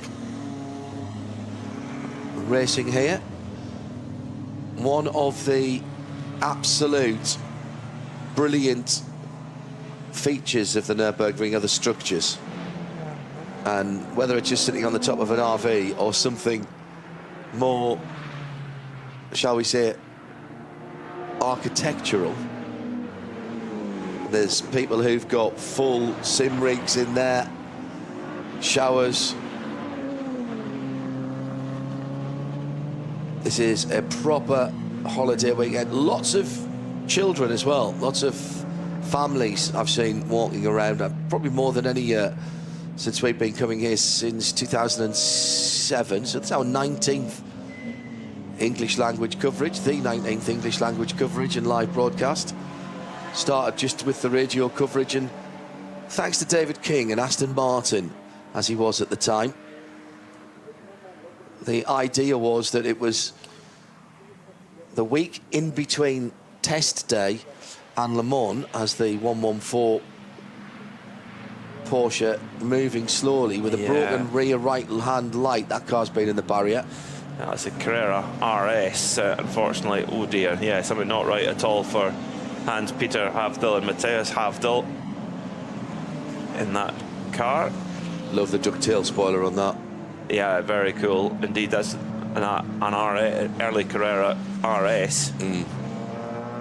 Making its way back to I would think, back to the pits as slowly as possible. A good thing is you can cut through and don't have to go all the way around the Nordschleife. Yeah, just going back to the reason that we're even here. Le Mans test day now, of course, is the weekend before the main race. And there was a gap between them back in 2007, and the Aston team were re-prepping the cars and had stayed on. And so we came and did coverage of this and broadcast it back to Le Mans as well as elsewhere, so that they could hear how their cars were going. And that's how the coverage here started, and gradually expanded to do the full 24 hours. We didn't in the first couple of years. We weren't planning to do it the first year we did it, but we were in such salubrious surroundings in the Aston Martin lounge that we just carried on through the night, and then subsequently in more recent times taken on the TV coverage as well, which has been expanded down through the years, thanks to David and the team, Nico from Nürburgring TV for the coverage this weekend, and all our camera operators, as well, of course, as the excellent work they do through the NLS season, which we've also been covering for quite some time now. Yeah, been great. Thoroughly enjoyed this down through the years. I think this is possibly one of, if not my favourite event now, and a lot of people will be surprised to hear me say that. And the Oscar for the most innovative use of a Coke can goes to the Opel Ascona 1.6. I notice also on the back of that Opel Ascona A that they've got what looks like a foxtail on the back of it, and indeed a hanging Tasmanian devil toy from the rear bumper as well. There's always a little bit more of a sense of humour in historic racing, particularly here at the Nordschleife. Yeah. I'm sure David King will be watching and or listening this morning back in the UK, so thank you, David, for everything down through the years, and we do miss you here. Feel free to come back and join us anytime you want. Opel Astra in classic colours. Oh, now that's the sister car to the leader car, isn't it? The 502. So this is the Griezmann car in the Carrera RSR from the podium positions. So in the pits at the moment, getting service, and that also now interesting, the Menden, the Marcus Menden RSR has carried on, as has the the Rudolph Strala Autosport Porsche 964, so they can go a little bit longer on fuel by the looks of things, well over an hour. In fact, an hour and 15 minutes they've been going. So the lead car that has pitted is the 501 again. So that is still the lead car that is pitted. I think that Ascona A had what we might call a hairpiece on the back rather than a foxtail. Yeah, it could have been a variety of things. It was certainly Best a not furry. speculative. No, maybe not. Maybe not. Very, very, very packed pit lane with people working on cars, new sets of tyres. There's a mix of cars that have 4 and 5 stud wheels, and of course the centre lock wheels on some of the more developed racing cars from the era. There's plenty of time for the drivers to get in and out. You'll see a lot of people using their iPhones or stopwatches. A very standard looking Golf, the 395, the Fassbender, Stegman and Peters Golf Mark II 16 valve. In that sort of gold, silver, metallic colour.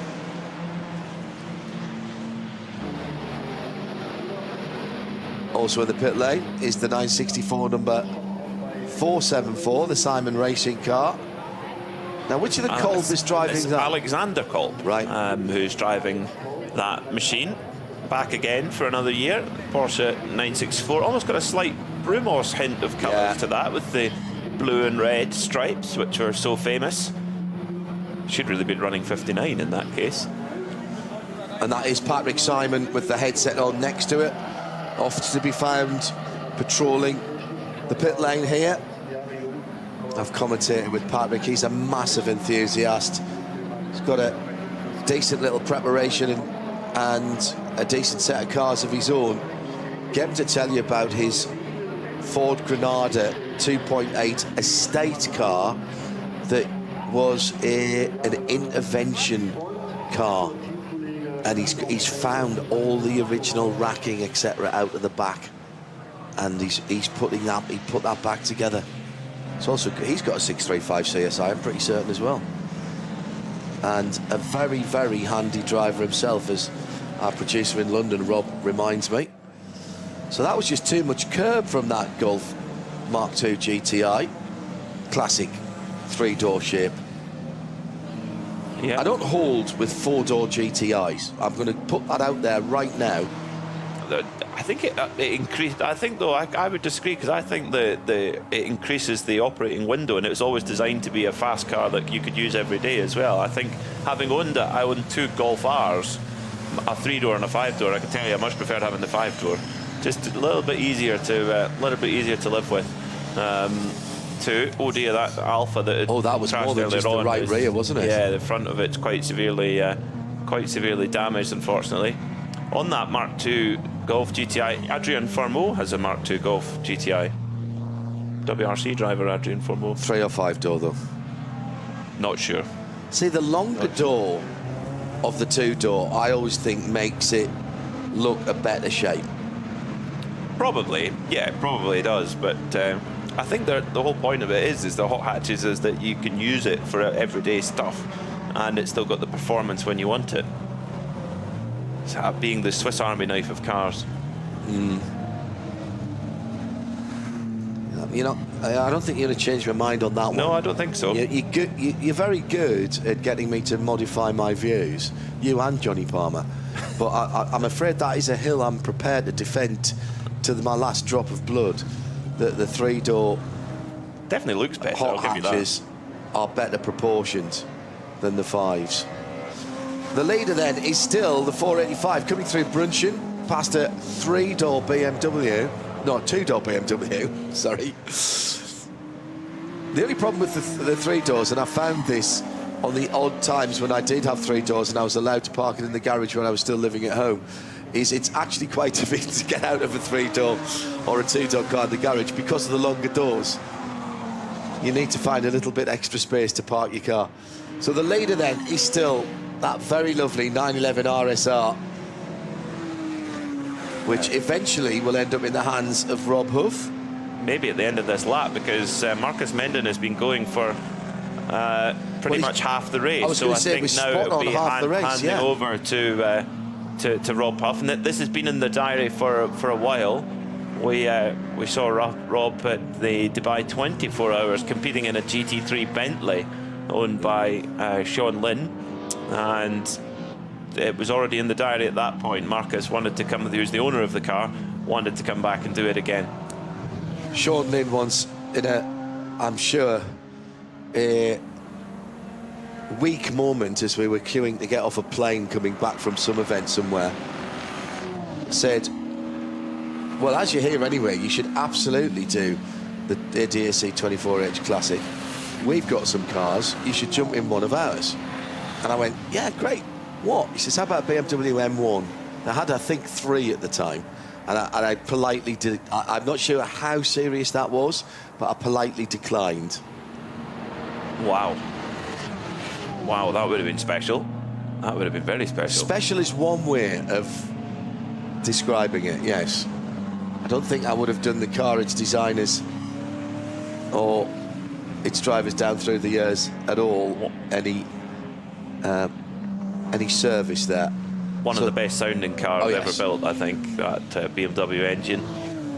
Quite amazing. Now, so still waiting to see then if Marcus Menden brings in that Carrera, the 964 RSR, and indeed the absolutely rapid Strala 964, number 487, which is could have won it last year. Jürgen Rudolph at the wheel right now. Keeping it watchful now. Menden now heading towards the end of the lap.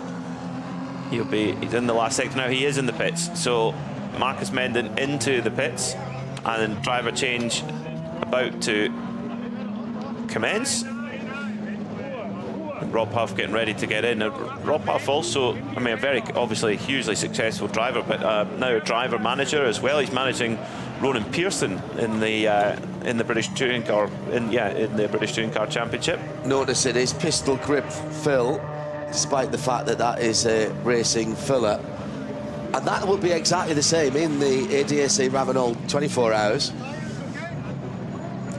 So that's Menden getting in there. No. Said Menden on the helmet. Interesting. And the driver Rudolph was shown as getting out of it. No, that's Marcus Menden showing us bringing it in. Right. Unless Rob Huff has borrowed a helmet, maybe. That's strange. Oh, there's Jürgen Rudolph. Yeah, who's in the Strala car. Different yellow Porsche. That was what was going on there. The only thing that's missing, says Johannes, classic intervention vehicles, not even a Jeep Cherokee in sight. Do you remember, Johannes will, the 3-door red, at least it used to be red, Jeep Cherokee, which was one of the, I think they had 3 or 4 of them around here, but they'd all sort of faded over time. But they were here for years and years and years. That is a bit of a mystery now for that 964 RSR of Marcus Menden and Rob Huff. Yeah. So either Rob Huff has borrowed a helmet, or it was Rob Huff in the car all the way in the first stint, and the driver ID was round the wrong way. Yeah. Because it's been showing on our screens as Marcus Menden, hence why we've been referring to it as that. But keep an eye for the. Here's some news, Peter. The 2 Griezmann cars have swapped positions during the pit stop cycle. It's the 502 now ahead of the 501 on the circuit. And we're waiting for those 2 cars to come round and reassume the lead whilst the other 2 Porsches are in the pit lane. Yeah, it won't update till they come over the line. The 501 is the Martini car that was leading the race before the rounds of pit stops. So we'll see how that one plays out. And the 502 is the Griezmann car. Waiting to see them come through. New fastest lap of their class for the Ford Escort Mark 1 RS 1600. That's the 601.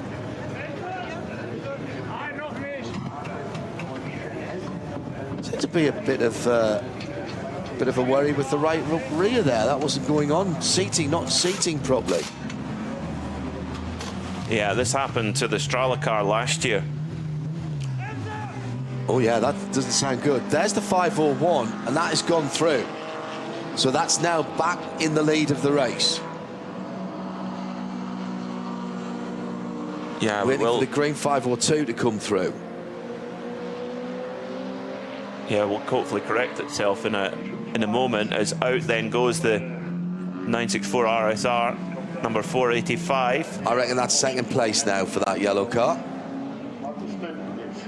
That 569 in the wars BMW has been patched up after that first lap incident. Now the Strala Cup car goes out behind a lovely bright red Manta. Not even a 400, that didn't have the wide arches, but that was lovely.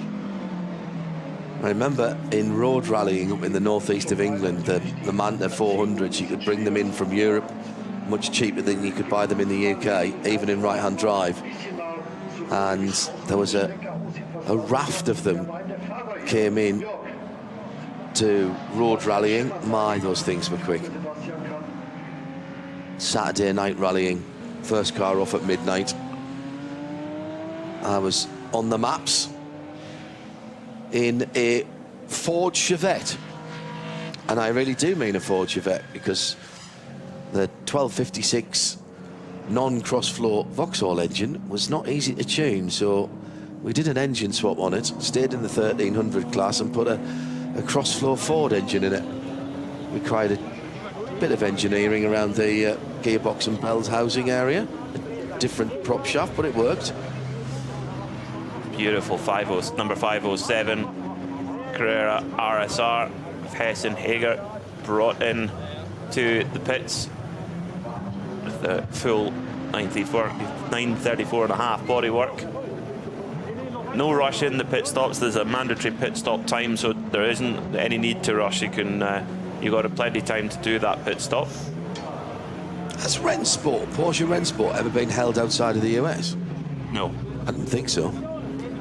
I'm getting Rennsport vibes looking at some of this. Amazing rear wing on those 934 and a half style bodywork, just absolutely incredible. And then you go to a much more standard. This is the 471 car with the RAVENOL sponsorship on the front. This is a 964 Cup car as well. That is such a classic design, isn't it?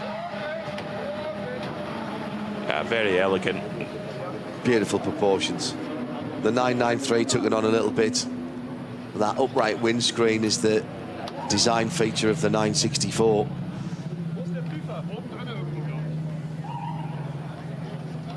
(993), the last of the oil and air-cooled road cars. There's an elegant simplicity to even inside that car. No buttons on the steering wheel. No aerodynamic accoutrement. Slightly different front bumper. And the rear flap open, on the rear deck open all the time on that, whereas it would only raise above it. Yeah, they did. Just listening, that's another Patrick Simon run car, and I think he was just talking about shift points and keeping an eye on temperatures.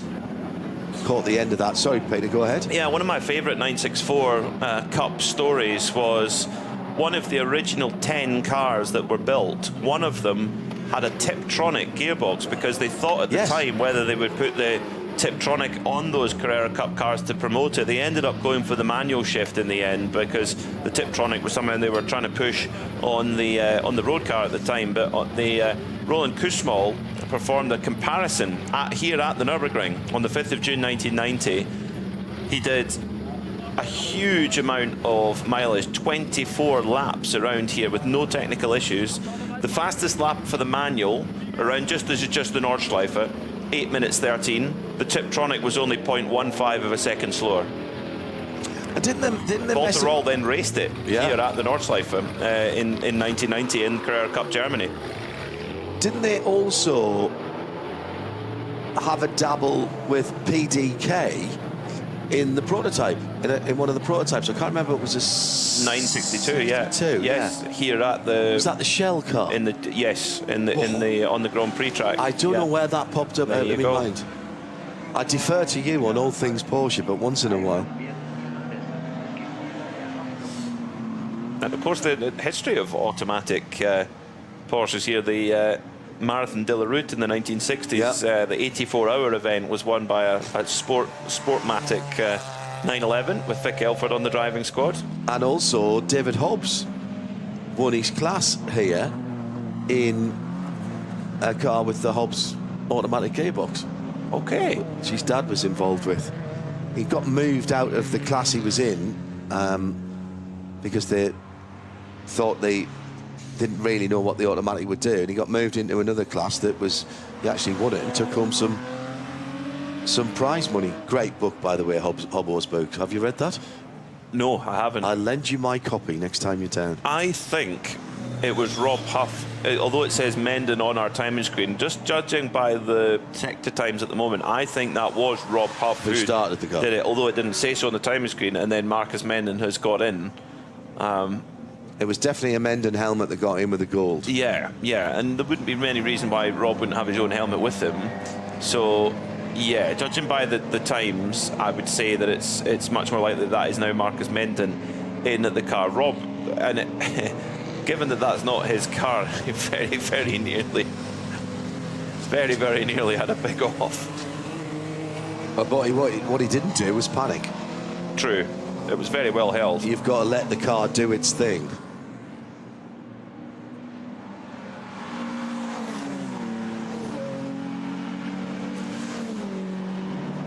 So, on to heading towards the final hour now, well into the second half of the race. We believe that car number 501, the Martini Carrera RSR, is leading the way at the moment. With yes, those I'd agree with that. Martini stripes, which were the history of those Martini stripes are just amazing. In the early 1960s, Martini had a marketing campaign called the Martini International Club, which was sort of a catch-all for all of their sporting activities, which included polo and powerboat racing, motorsport, etc. But they also had their own Martini International clubs, which were kind of like members clubs that were in elegant places around the world. And they had one in London, which was run by a guy called Major Covington, who had to design the club tie. So any self-respecting private members club needs a club tie. Yes. So he designed the tie with the blue and the red stripes on it, and that is where the Martini colours came from. And those are the same stripes that were then overlaid on the racing cars. Oh no, the Greisman cars come to a stop at Bridgen. No, this is one of the cars in the fight for the podium. Oh, absolutely. Oh, no. The Greisman car in the Manti colours has ground to a halt at Bridgen. Well, if you're going to grind to a halt anywhere, you will certainly have company there, that's for sure. And you may be offered a refreshing beverage too. But I think the Team Greisman would prefer if that car hadn't done that. It was being a bit problematic from the start of the race, just coming down through Wipperman and S-Bach, and it just seems to have just conked out as the RSR of Marcus Mendon comes around and goes past. Yeah, something not right at all there. A bit of a lock-up on the brakes then as well for the Greisman machine. Ah, that's a pity. And it doesn't look like it's going anywhere soon, John. No. I reckon that car was probably sitting in adjusted times about 5th. The Mercedes is running again, by the way, after that early stop. And that car is, I mean, it's half a lap off the lead at the moment, but it's on a distinctively different strategy. Another Porsche with problems. The Hawaiian Tropic, bright red number 111 with a right front tyre issue. Coming down the Dottinger Hurt. Now this is a proper battle now. In the top positions, the 485 leading by a minute over the 964, the Jürgen Rudolph car. He's out of that car, we think now.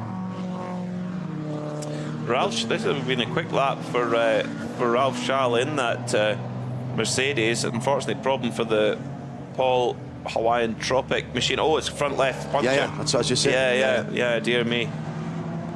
And a buckled rim there as well. So there is crossing the line now is the Mercedes with the 2.5 litre Cosworth. It's up on the podium now. Yeah, goes through in 3rd place, having got past one of the Porsches, and is now hunting down the 485 RSR for 2nd. So that yellow Porsche ahead of this group of cars on the Grand Prix circuit. Oh no, tartan green 911, number 724, an ST. That's one of the Kolb cars, isn't it? Yes, it is. So we saw it in the pits earlier on. That's in the early part of the lap. No, it's not, sorry, it's the Sansage Funk car, thank you. But it is the ST. So that's just after Flugplatz and that double apex right. That's not a good place to go off. Little dab on the brakes there. Yeah, that's an understeer off onto the grass and the dirt, and then rattle down the tyre barrier. That's one of the cars running in the HC81 category. Beautiful car. The responsible adult will take that one home. Definitely. That is absolutely might get a deal on it right now. Have. Yeah. In that colour as well. Loves that colour. It's an amazing battle for 2nd place. Marcus Menden trying to hold off Ralph Schall. Apologies, we did not know that it was Rob Huff in the car because it said Marcus Menden on the timing screen, which is all we can go off. But it's Menden doing a good job to hold off last year's winner, Ralph Schall. This was the battle for the win last year, between Huff went in 2nd that time and tried to close down Ralph Schall as best as possible. As here comes Schall now. No, wow, on the hats and back side by side. It's bumpy here, but the Cosworth motor does its job and punches him out into 2nd place. So that then, Ralph Schall off and running then is... Could this be the recovery drive of all recovery drives from Schall? He was in the pits for a long time. He took a very, very early pit stop after the opening lap. So is he able to fight back? I don't know if he's got the absolute outright pace. His best lap is a 9:34.8. The best lap for the 501 Carrera RSR leading is a 9:17, fittingly.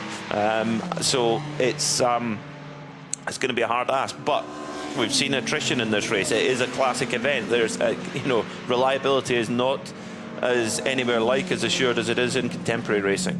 That's the theoretical best. That's not his lap. It's a 9:33.407 is the best lap for the 501. That was his last lap. That's his best lap of the race. His last lap in the 501 right, yeah, is 10:49.917. His best 9:33. Yeah. Just on an hour to go. Oh, something just shorted out there. So we have recovery vehicle heading out onto the circuit. This will be for that Griezmann car then, won't it? The 502. Yeah, theoretical best for Ralph Schall is a 9:36. His best lap is a 9:46. 9:17 theoretical best for the leading 501 car. 9:33 his best lap. Yeah, so there is still a big gulf in performance in the favour of the leading Porsche.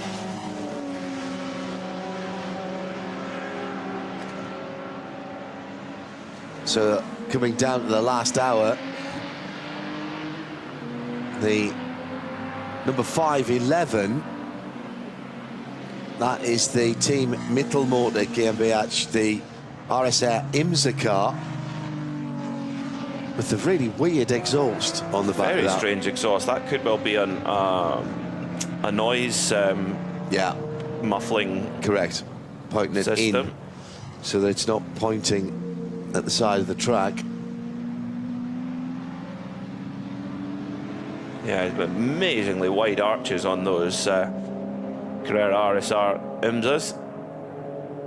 Really, really cool looking car. When you the way that the 911 developed at the very top of the categories it was racing. Of course, you could race a 911 in all sorts of things in the mid 70s, but when they started to really push them to the edge, and particularly with it culminated really with the 935. That is one of the most successful cars Porsche ever produced. Completely dominated in the United States throughout the 1970s and early 1980s. Most successful car at Sebring, joint with the Audi R8, and winner of the Daytona 24 Hours for 7 years in a row. It won at Daytona. A hugely dominant machine, and from where it started, where it was the silhouette of a 911 with a little bit of wider arches here, and then it progressed to the last winner in 1983. The 935L, built by Andal, was actually built from the ground up by Andal, and it was made to imitate the Moby Dick that ran at Le Mans in the late 70s. So it developed so much over that time. Yeah, long tail. That was the car that it was emulating. Dick Barber and Paul Newman, who nearly won the race overall. Yeah, that was in a Kramer car. Yeah, that was in the K3 Kramer, and then it was won by the Kramer K3. The Le Mans 935 only won Le Mans once. Incredible, really, when you think of the history that car's got and how it's revered. Yeah, overall that is. It won its class several times, yes. but it won overall 1979. Don and Bill Whittington, Klaus Ludwig. Quite funny story how they. The Kramer brothers said that Klaus Ludwig, their driver, would be starting the race, but Don and Bill Whittington, who were paying for their drive, said no, they wanted to drive because they were paying. And the Kramer said, no, it's our car. And they said, well, how much is the car? And they quoted a price that was well over twice what it was worth. And they said, okay, give us an hour or two. And they came back with a suitcase full of cash and bought the car. Said, now it's our car. And they said, now it's our car. And funny enough, the Whittington started the race. Odd that, eh? Yes. And still went on to win, so it didn't make it. They did, yeah. And Don Whittington had to really work on quite an improvised repair at the side of the road to get the car to actually finish. It was definitely a race of attrition, that one. We're keeping our eyes on the bright yellow car, pitting out of the lead, by the way, on the pit stop rotation. One of the last cars to make its first stop is the 717 Porsche 3-litre RSI in the KL32 class. So 501 still showing in the lead after 2 trips down the pit lane. The Menden Porsche in second now. But that Mercedes, we saw that Mercedes going through, didn't we? Yes, it did. Yeah, Ralph Charles, it doesn't update until they get all the way around to the end of the lap. So, yes. Yeah, Ralph Charles is off into the distance in second position. Net, if you like. A lot of fast times coming in. The Kiel BMW, the number 562 E36 3-litre M3, 10:30.911. That car's fastest lap of the race. In the lead of the class, actually, the 59 class. That's number 562 in 7th. Also putting its fastest lap in last time around, another BMW, the 325i. The 2 jokers behind the wheel of the Manheller Racing 560. That's the 65 class second place car. 10:11.985. 10:08 for the Porsche 964. That's the Kolb car, the 474. That was the car that I thought had crashed, actually, but that was the 724 up at just beyond Flugplatz, climbing the hill there. Driver's left. That was another fastest lap for them. The Brugger Heilberg BMW E36 325i, that's a class leader, the 443, 10:26. So there's pace out there as possibly faster drivers getting into the cars now to finish off the last 55 minutes. Yeah, Ralph Schall, he's getting the hammer down in the Mercedes 2.5 16 valve. that he won the race with last year. As one of the other different Strala car, the white Strala car, has gone round at turn 1. Car number 475. It's the Polzner Bury machine in the much more classic Porsche 964 Cup configuration. And that's, I think, just running wide at turn 1 and trying a bit too hard to save it. The Listerine BMW coming through. And Tim Harvey running the Listerine colours in the British Touring Car Championship. He did, so did Steve Soper. Yeah. The animal. John Clelland's classic one of John Clelland's classic quotes. Had the pleasure of interviewing him for a panel show November last year at Lindor's Abbey Distillery with him and... Did my invitation get lost in the post? Sorry, well, I was invited as well, but it was good fun. Him and Gordon Shedden had some great stories to tell. They are quite the raconteur. Gordon's actually surprisingly good at telling stories. He had a hilarious story about James Thompson in a Honda NSX company car, which I don't know if you've heard that story, but probably not fit for on air, but yeah, you can only get ask him next time you see him in a paddock. Clelland talking about him and Jeff Hahn together. That Jeff went on to become driving standards officer at the British Touring Car Championship. Talk about poacher turned groundkeeper. But JC had driven with him, of course, in Australia. So here's the Jürgen Rudolph Porsche 964, the other Strala car, which as it stands at the moment is in third place, second in class. Now only, in fact, the Mercedes has gone through into the lead. So the Mercedes is now classed as the leader by 13.5 seconds. The 501 has been in for another stop. Correct. So the leading 501 car, previously leading car, 501 car has been in for an extra stop. Now, that could be just because it needs more fuel. As oh dear, oh no, the Mustang's blue smoke coming out the back of it. I really hope that's not leaking fluid. That's don't both think the drivers sides. realised. Both sets of exhaust. Oh dear, not good for that Ford Mustang. So Ralph Schall could actually, after pitting after only just one lap, could be in line to win again here in the ADAC 24-hour Classic. Oh, that makes me very nervous. Has to. Yeah. I don't know if the driver's aware of it though. He's pulled to the right. I think that Mustang is coming in. Yeah, is doing. If you're just joining us, good morning. Just after 10:30, actually 24 minutes to 11 here in Central European summertime. Peter Mackay and John Hindhaugh with a leisurely start to our duties for the 53rd running of the RAVENOL ADAC 24 hours here at the Nürburgring.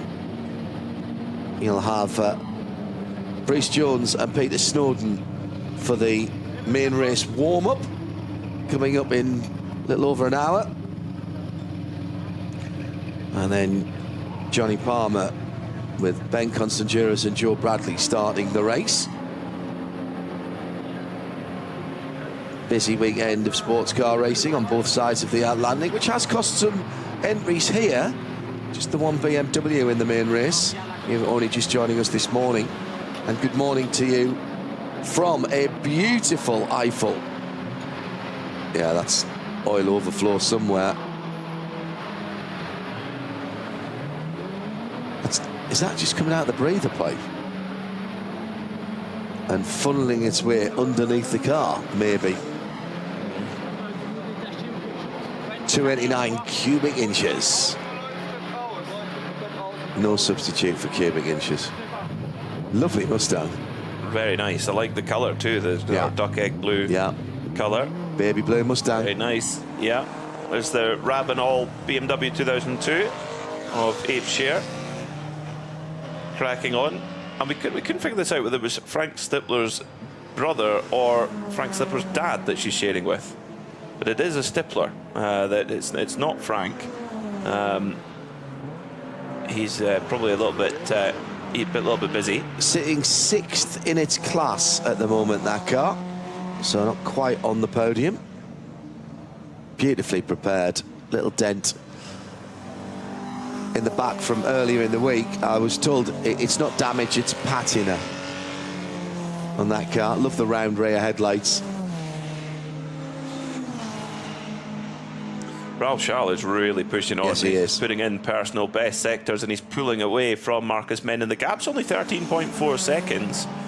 The question is whether Ralph Charles has the fuel to get to the end, whether he needs another stop, because pitting after just one lap is unusual, I would say, in a 2 hour and 40-minute race. But, you know, unless he's part of the strategy. Unless he's got some kind of Bowser halfway around where he's doing sort of in-flight refueling. I can't see how that's going to work. But I've been wrong before.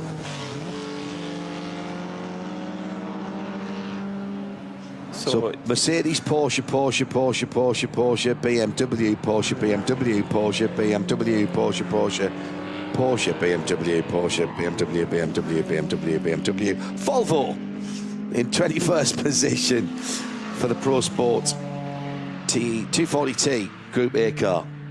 Great to see that out here. Very, very cool. Yes, I was a big Volvo fan when I was younger. Yeah. My dad had a Volvo T5 Estate, baby in a kind of like a turquoise colour. Yeah. P-Reg, we called it Tony the T5, and it was a quick car. In fact, it was a lease company car, and after 3 sets of front tyres, the lease company refused to pay for a 4th set of front tyres. It was just very, very aggressive on its front tyres. But anyway, because of that, when we went to go and watch the British Touring Car Championship at Knockhill, which wasn't far away from where we lived at the time, Rickard Rydell was driving the Volvo S40 5-cylinder, and the sound of that car, Rickard driving it with that blue and yellow helmet, he was the man. I'm sorry, John Cleland, if you're listening. My dad said you got to follow the Scots. I was like, no, Rickard Rydell, he's the man. So what year would that be? 97, 98? Yeah. I did a lot of work with Rickard and the Volvo team that year. We visited an awful lot of Volvo dealerships.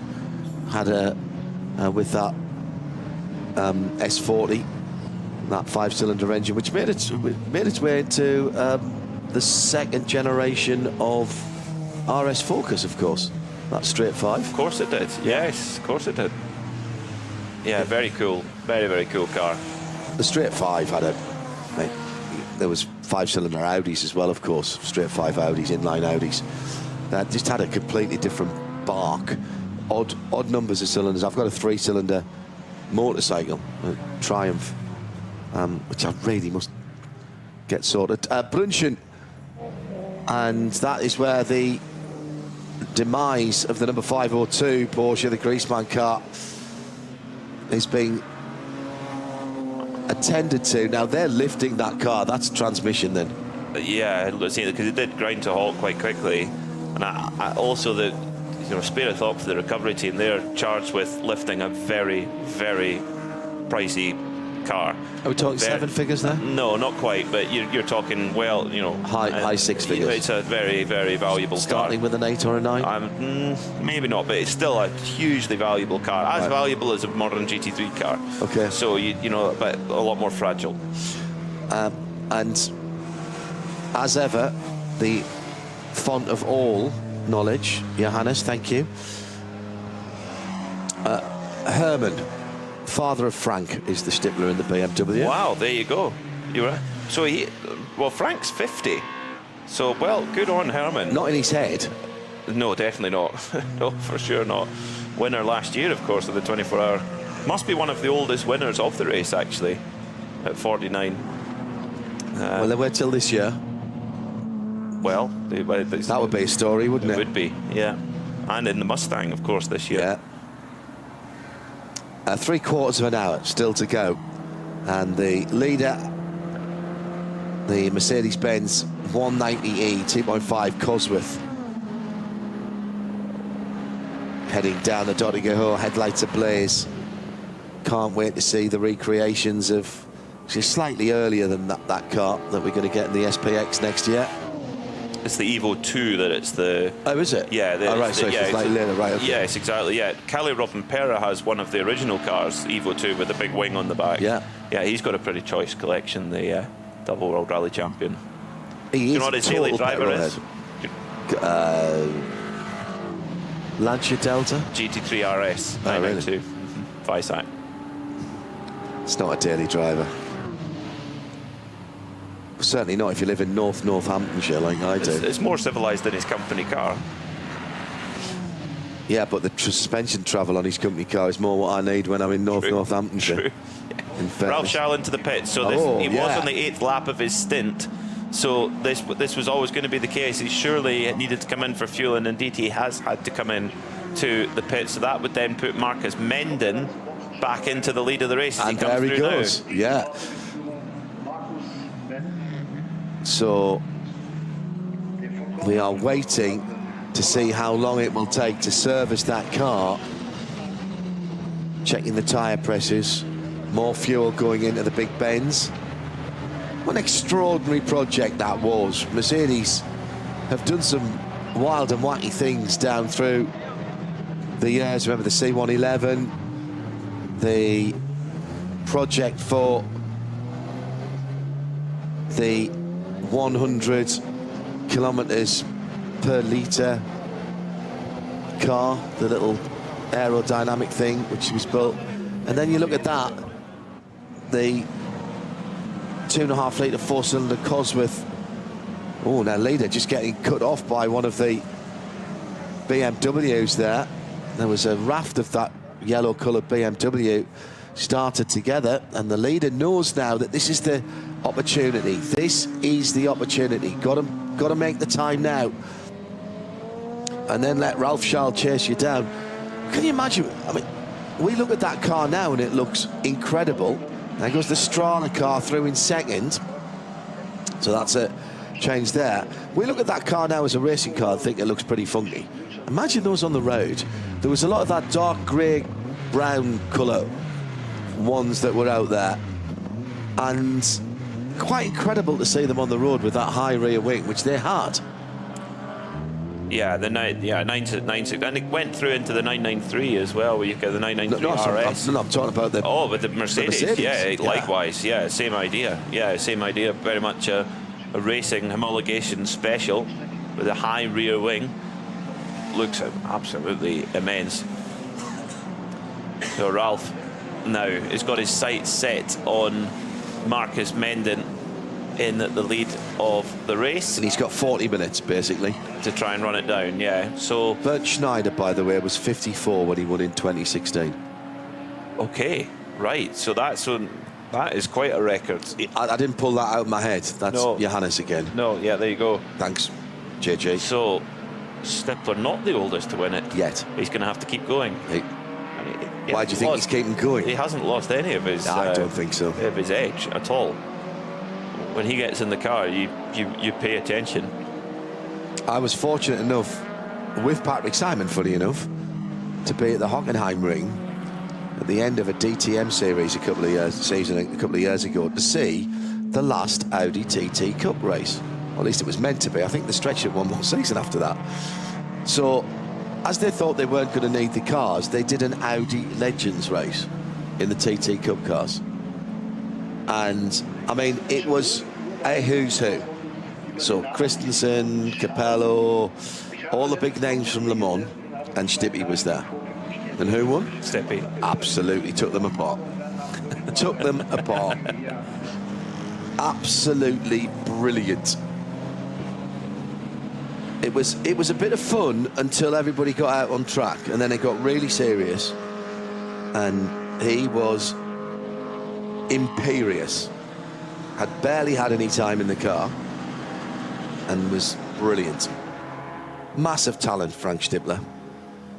Great success he's had down through the years, but even then, probably not, again, one of those drivers who's not been appreciated, certainly not outside of Germany, as much as he should have done. Probably not. I mean, won the Super Cup as well, you know, and won the Super Cup, won the Carrera Cup Germany.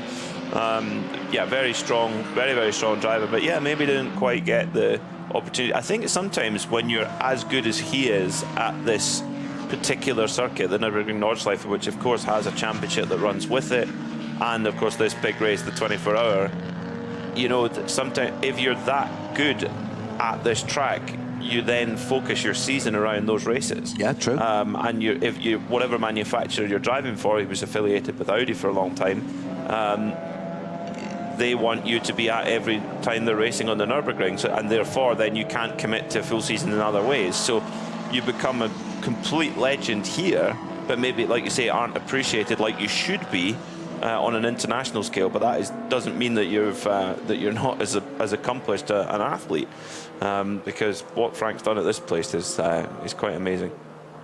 In 77th place, a bright red Opel Ascona with flared arches. Absolutely incredible. I'm loving that. How have I not seen that one before? This is an Opel Ascona ANM. Well, that was a tight release in the pit lane. That'll be being looked at.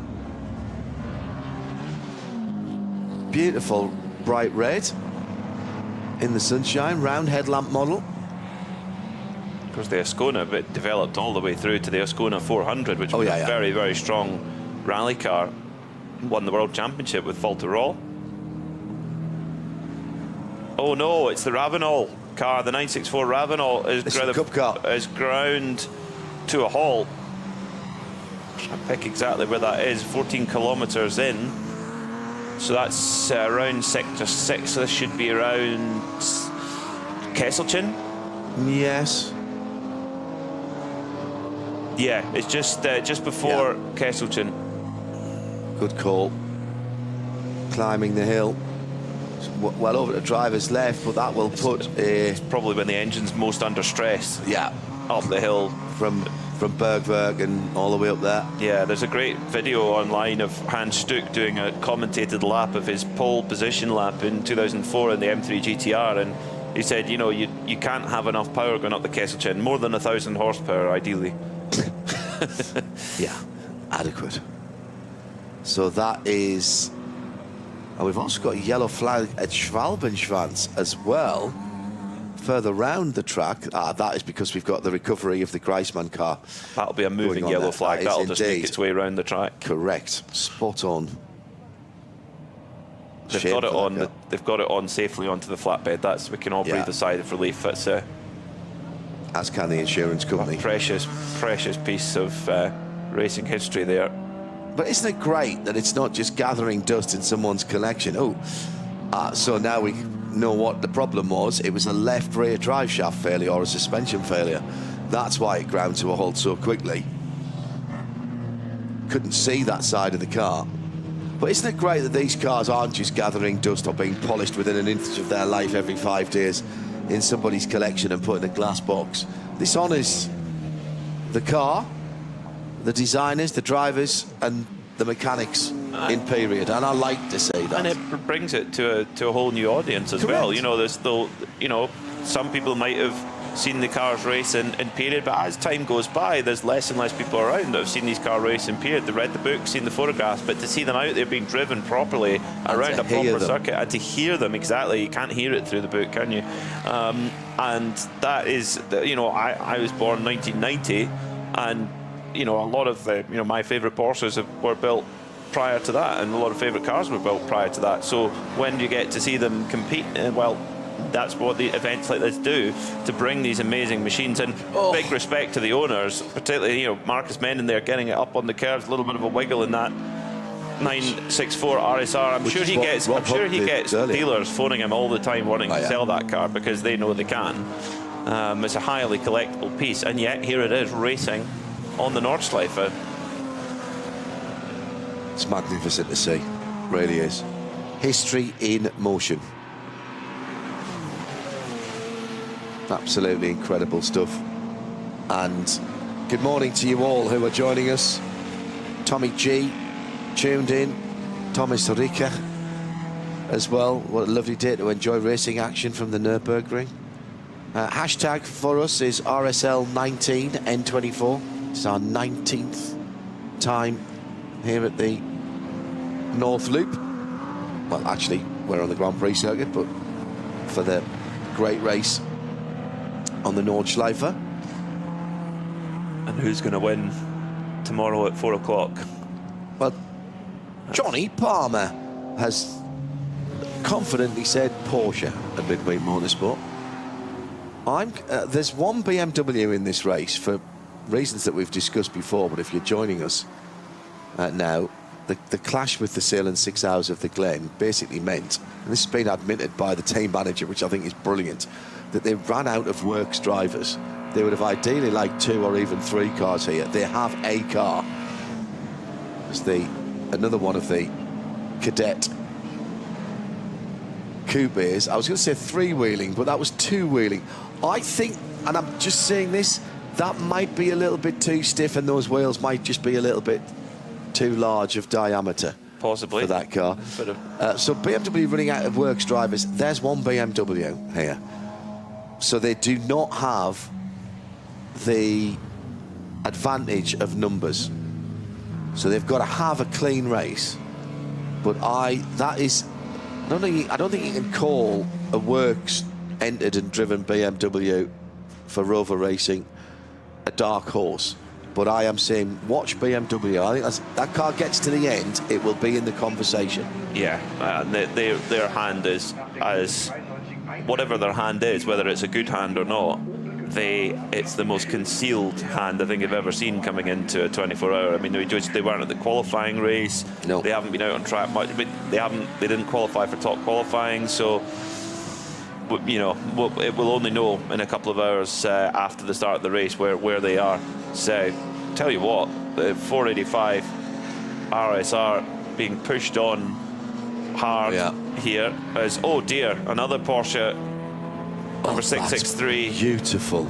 Oh no. This is a lovely 911 RSR. This is the Frères car with the additional lights on. That's a very early RSR too. Yeah, it is. My favourite RSR, I would say. I love the fact. No. Oh, it has hit the barrier as well. We couldn't see the right-hand side. Those sepia extra lights with the backs painted the colour of the car. It's taken the hit well. That's at the end of the Hatzenbach, isn't it? I think that's the whole act. It's uphill, so it's quite significantly uphill. I think that's whole act that's happened. All right, I'll give you that. But it's hard to tell from the camera shot we've got, but if we could see a kilometre board, I'd be able to know. But oh, there. Half an hour left, I'm Peter. pretty sure that's what yeah, that fast left then right. Oh, that hurts my soul seeing that. Yes. The early RSR. That would be my choice. I think it's very, very cool. So indeed, half an hour left. Marcus Menden leads by 4 laps, maybe, depending on where the leader is. Yeah, and leads by 1 minute and 19 seconds.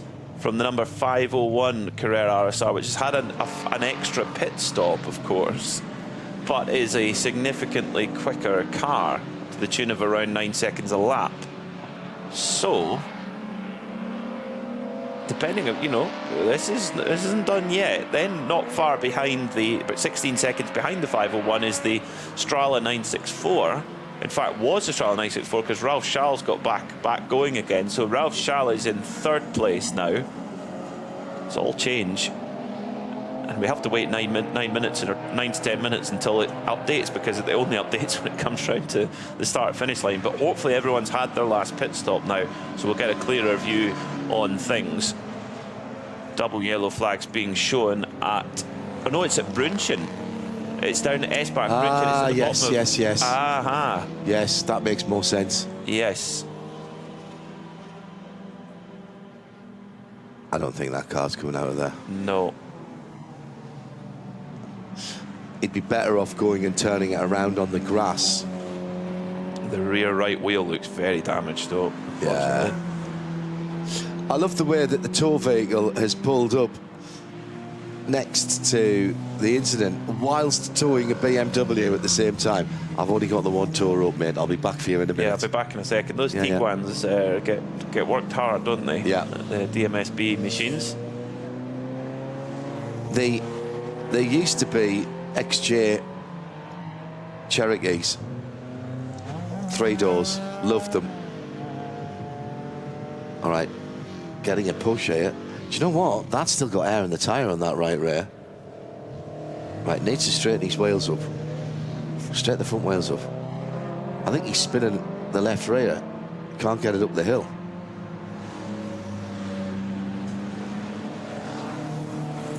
Either turn the wheel to the left or straight ahead, and you've got half a chance of getting that out of there, I reckon. If this were a rally, there's plenty of fans close by who could push the car, but of course in a circuit race that's absolutely not what you do. Right. Oh dear. We'll be back later. Yes. Don't go away. Don't go anywhere. We'll be fine. We'll Thanks come back for your again. call. Your membership is very valuable to us. Oh, late top up of coolant on one of the Opel Cadets C coupes, later car.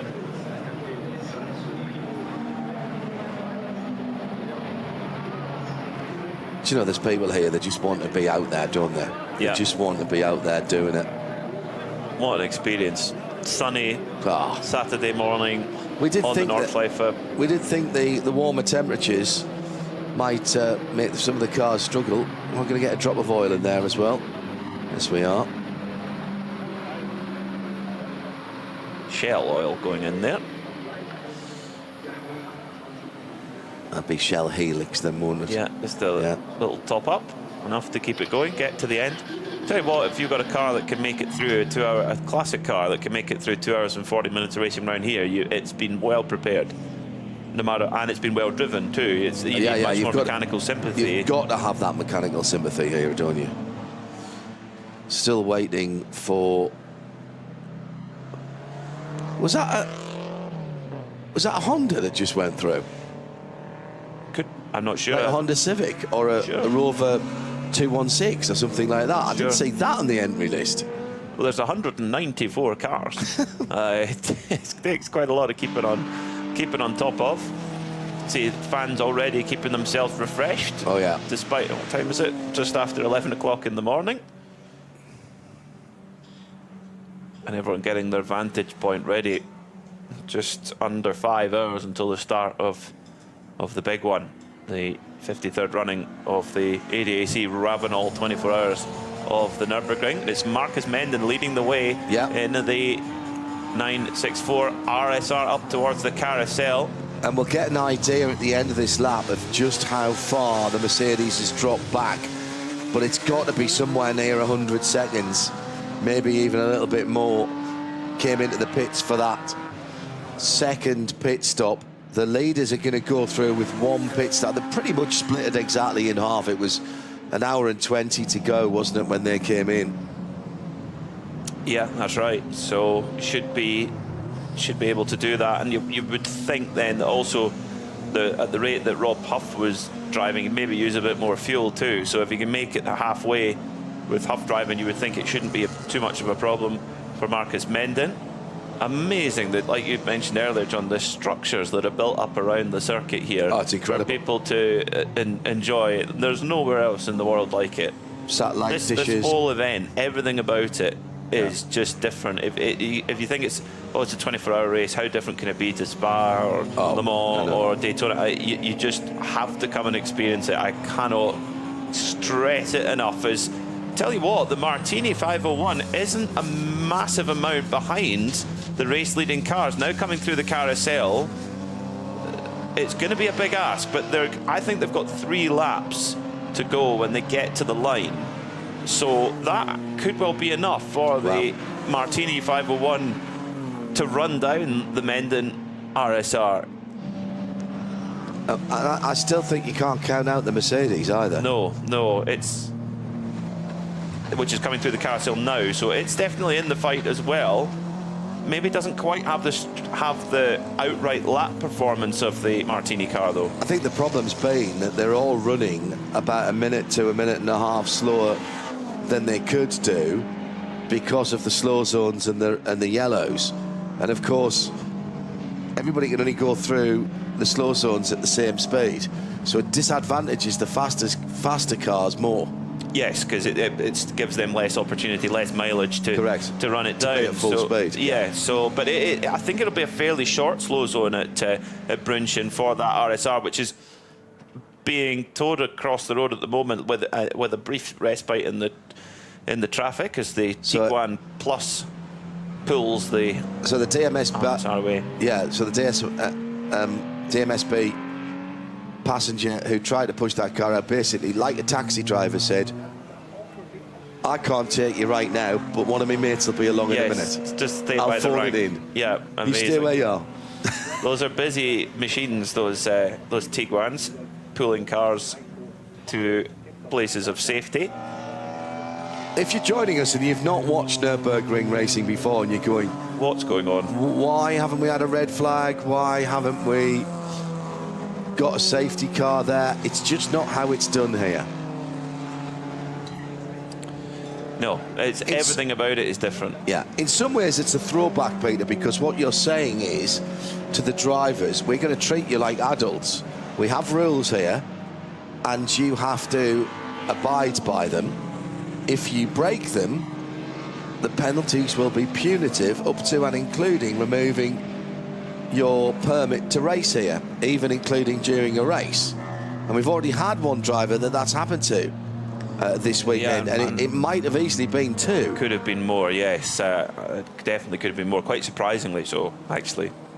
But that's the way it is. It's no, we see it every year. There's at least one or two who will be effectively parked up there and then, because I've said it before, this race, this track particularly, is a piece of automotive history, but it's a part of the automotive fabric that we have to preserve. Everybody has their own little part to play. Correct. In keeping it, we have a job as broadcasters to describe and to try and relay the excitement of being here and the race that's going on, but also that the drivers have their responsibility, the race control do. Everybody has their own little bit of responsibility. Even the race fans here are notorious for, not notorious, they're well regarded for leaving the place as they found it. Yeah. All these structures go up, they come back down again, they leave it well. So that is also part of it. It's a beautiful natural area here in the Eifel region, and we have to look after it, because this is, if we didn't have the Nürburgring, boy oh boy, would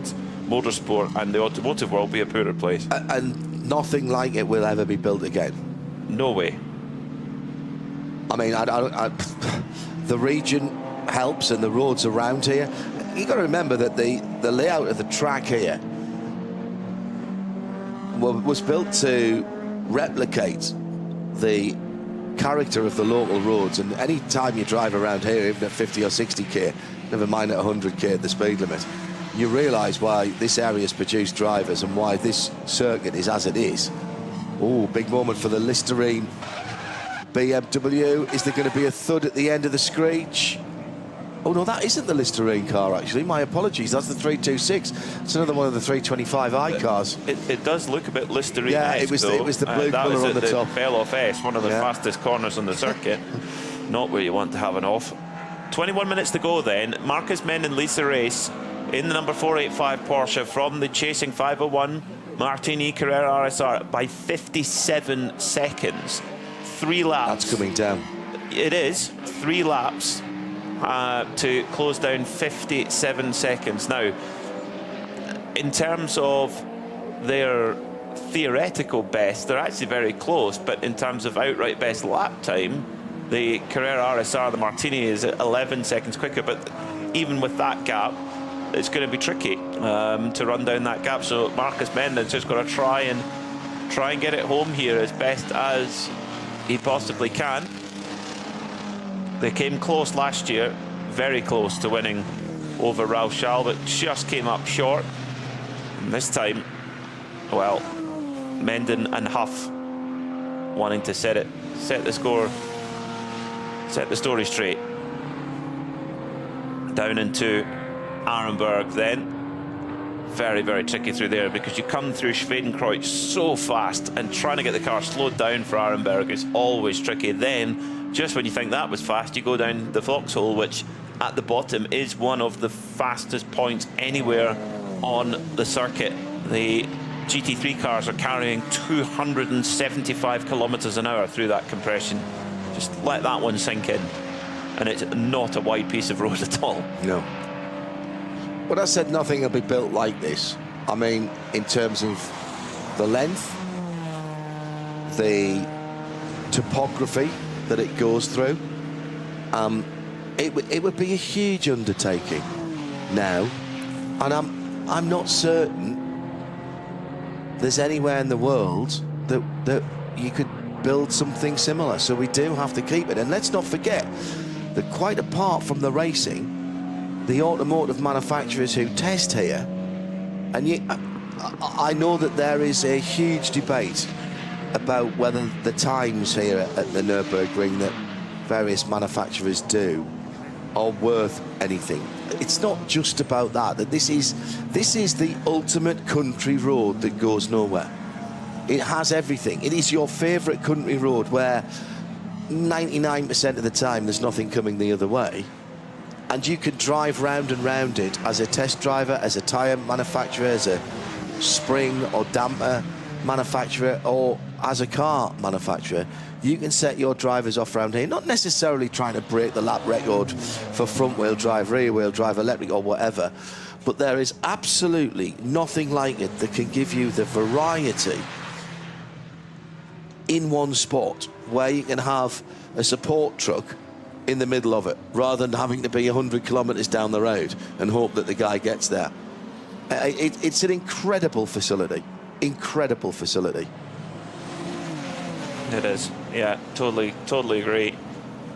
18 minutes to go then, and looking at the sector times, the 501 Carrera is taking decent time, about a second and a bit in the first sector, then another 2, then another 5. So yeah, it's about 8 seconds so far on this lap, and that was only about halfway around the lap. So wow, it's coming down, it's coming down. It's going to have the Mercedes is not closing as much. It is closing on the leader, but it's not closing on the second place car. On the Martini Carrera, yeah. No, definitely not. So this could go well down to the wire, and also yeah, Marcus Menden, he might be having to just be a little bit softer on the fuel as well. You never know. The last lap around was the new fastest lap of the race, a 9:31.363. So that gives you some idea of the amount of effort that's going into driving that number 501 RSR. Yeah, 22 seconds closed in on that, because the Menden car, I think, must have got caught in the slow zone, and the Martini car didn't. That's just part of the luck of driving here at the Nürburgring. You sometimes you get caught in it, sometimes you don't. It usually comes out in the wash, but that can sometimes play a factor on how the results play out. Beautiful day to go racing, as Menden now heading through down through Wipperman and towards Esbach and Brunchen, down towards where a lot of the fans are. Meanwhile, the chasing Martini car clatters into the carousel. Stuck behind the Tischner M3. Now goes by as it pops out of the carousel like a cork from a bottle. Gotta be so patient around there. It's when you see that 501 Porsche going in there, Peter, he's lifting the left front wheel off the ground, and it's not dropping in, he's crashing in to there. That gives you some idea of how hard they are trying to get back on terms. The Shell Mercedes 190E might have well, let's see when they come across. Is it close enough to catch the Menden Porsche just coming through now? And that was caught behind that Golf GTI in that silver gold colour. No, the Menden Porsche leading the way is, at the moment on this lap, the 501 Carrera RSR Martini in second is closed in about 15 seconds on this lap through about 2/3 of the way through. Yeah. So, yeah, call that.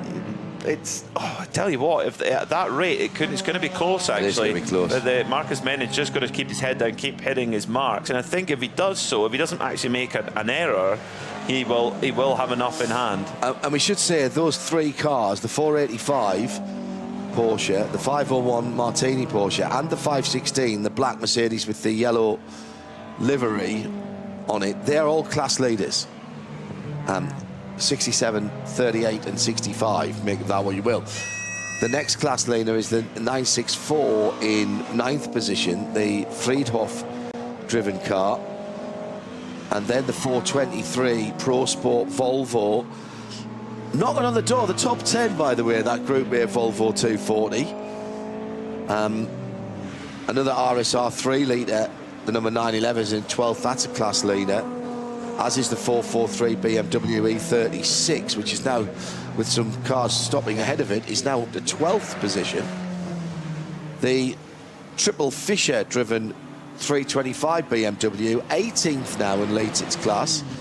The E30 325, the Beals driven car, leads its class in 19th of number 400. And the Remele Fish Opel Kadett C is in 23rd position and leading its class. That's a heck of a run through. And there's a lot of exotic machinery here too. So a car like that to be there, that's brilliant. Quite amazing. So there's this coming through sector 7. There was a slow zone yellow flag there, which equalised the pace. In fact, actually, Marcus Menne went through a second quicker through that 7th sector. So the chasing Martini Carrera RSR wasn't able to use its superior pace because they were under that slow zone. So through they go. Then it will be 2 laps to go, with Menden already onto the Grand Prix track, whereas the Martini RSR making its way up towards the end of the lap. The gap will have come down, but by how much, that's the question. Over towards the line then comes the Martini machine, roaring over the line, and the gap is 42 seconds. Oh wow. Okay, so it has the pace eased off that last half. 42, this is going to be close. This is going to be really close. 42 seconds. The difference on their last lap was between the two of them a 10:08 for Menden and a 9:52 for the 501. 16 seconds, but that's with the slow zone. If that isn't in place when they come around, that will give a big opportunity for the Martini car. This is going to really come down to the wire for sure. No mistakes here for the leader in the 485.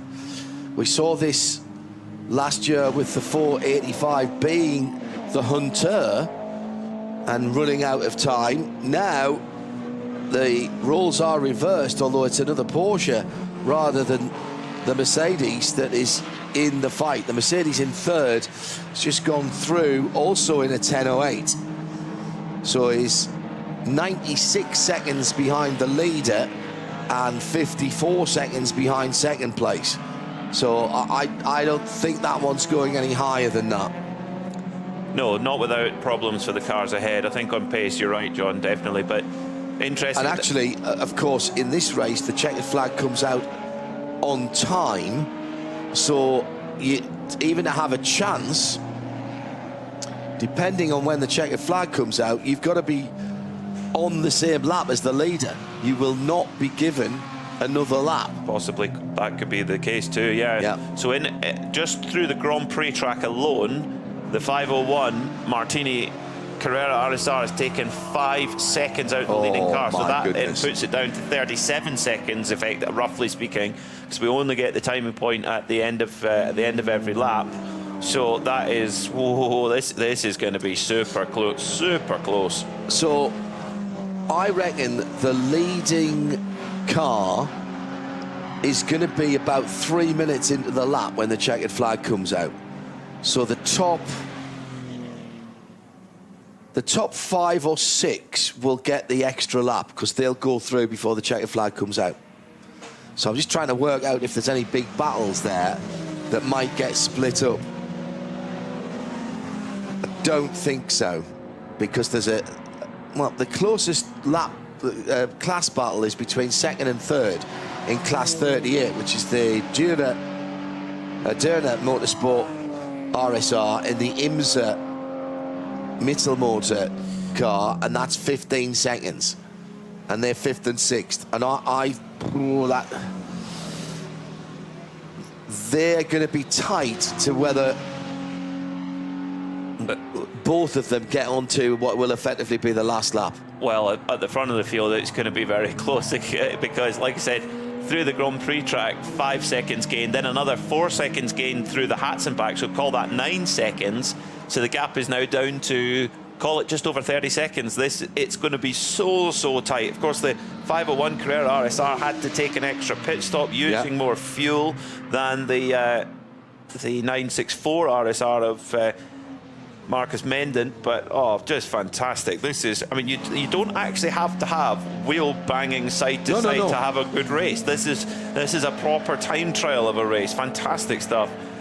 Through then now into a long sector 5, which is through Schwedenkreuz, then all the way around to Bergwerk. So there's a lot of corners in there, a lot of straight line too. That's going to give a chance for that Martini machine to close the gap down even more. And let's not forget as well that the third place Mercedes-Benz going down into the foxhole now has been driven solo in this race in the heat. I mean, lovely to have gorgeous weather here, but it's much warmer than we are used to when we race here in early May at some times. So that is an Ironman stint by that number 516 driver. Yeah, Ralph Schall. Last year's winner. Did that last year too. Big moment for the Strala 487 coming through Schwedenkreuz. A lot of traffic going past one of the Porsche 911s.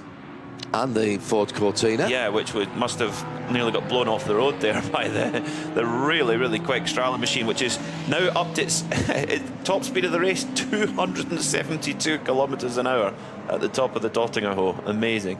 So that Strala machine is the 487, correct? Correct. That's another car that has been driven solo, I believe.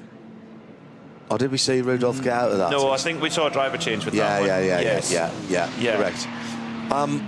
Patrick Kolb's driving on his own. Yes. There's quite a few guys driving on their own, actually. He's not going to get onto the last lap.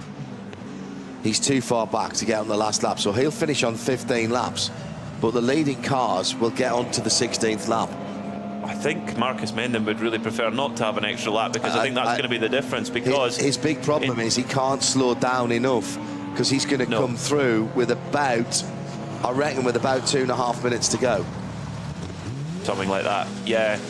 At the moment, coming through Sector 5, he lost 10 seconds through Sector 5. So the gap is now, I think the gap's now down around 20 seconds in real time. So we'll get a confirmation of that when they both come over the line to start the last lap. But the Carrera RSR being, I mean, visibly way quicker through the carousel. Incredible. Being driven very hard indeed. And this is the amazing stagger that you get in historic racing, how the Menden and Huff team, they decided to put Rob Huff in at the start to try and get the car up into a good position, and then the less experienced driver gets in. It seems that with the Martini car, they've got a pretty good driver lineup all the way through, actually, but it's being driven hard. Lots of personal best sectors being shown too. It is Le Mans Classic this year as well, and we'll be on site for that to bring you coverage on the Saturday and Sunday. So much interest in this type of racing nowadays. 4 races for the Nürburgring Classic Series next year. I'm very excited by it. Dates are out, by the way, so you can go and have a look. Plan your trip down here. Now, number 48 reported to the stewards for what we know not what. Double yellows again. This is not helping the chase for the win. The leader will be delighted to see that. The second place car, not so much. That's at Flansgarten. That's 20 seconds, the gap now. That's 20 seconds of me counting in my head. So, give or take, okay? But I'm normally pretty good with that. This is a long set. Oh, he's closed in. He's closed in a lot. That's nowhere near 20 seconds now. I reckon that's about 13 or 14 seconds by the time they came through that yellow. Wow. Yeah, I think going into the slow zone there, Menden maybe a little bit tentative and lost time. I think he got caught behind other cars who'd slowed down further. Yeah, and that's just unlucky. That's the look of the draw around here. Yeah, there's a bit of a viral video going around of Frank Stippler in a similar situation during the 24-hour race last year, where it was a code 60 and they weren't doing 60, and he was going absolutely bananas at the wheel of the car, and understandably so, very frustrated. Now there's almost nothing between them now, 4 or 5 car lengths, if that, as the Carrera RSR Martini looks like it's going to take the lead of this race again before we go on to the last lap. Back to green flag they go, and straight line speed wise, I would think that the Martini car will have it pretty much licked there as they come down the Dottinger hole. Yeah, here comes the Martini car. Side by side, the Martini car staying well over the drivers. Right now cuts back to the left, didn't want to give a tow to the yellow car behind it. They go past another BMW. No, they can't go past the BMW because there's a towing vehicle there, and they'll have to wait. That does give one more chance to get back in front for the 485, the yellow car in second position. This is really interesting to see how these two cars are performing, but the yellow 485 that Marcus Menden is driving is very quick in the draft. It is, yeah, sticking in behind, but lap time wise, it's and very good in the slow speed stuff too. As here comes Menden. Is the leader pulling into the pits? No. Oh, I thought he was going to the right-hand side. This then will be the start of the last lap, and the two Porsches are battling for the lead.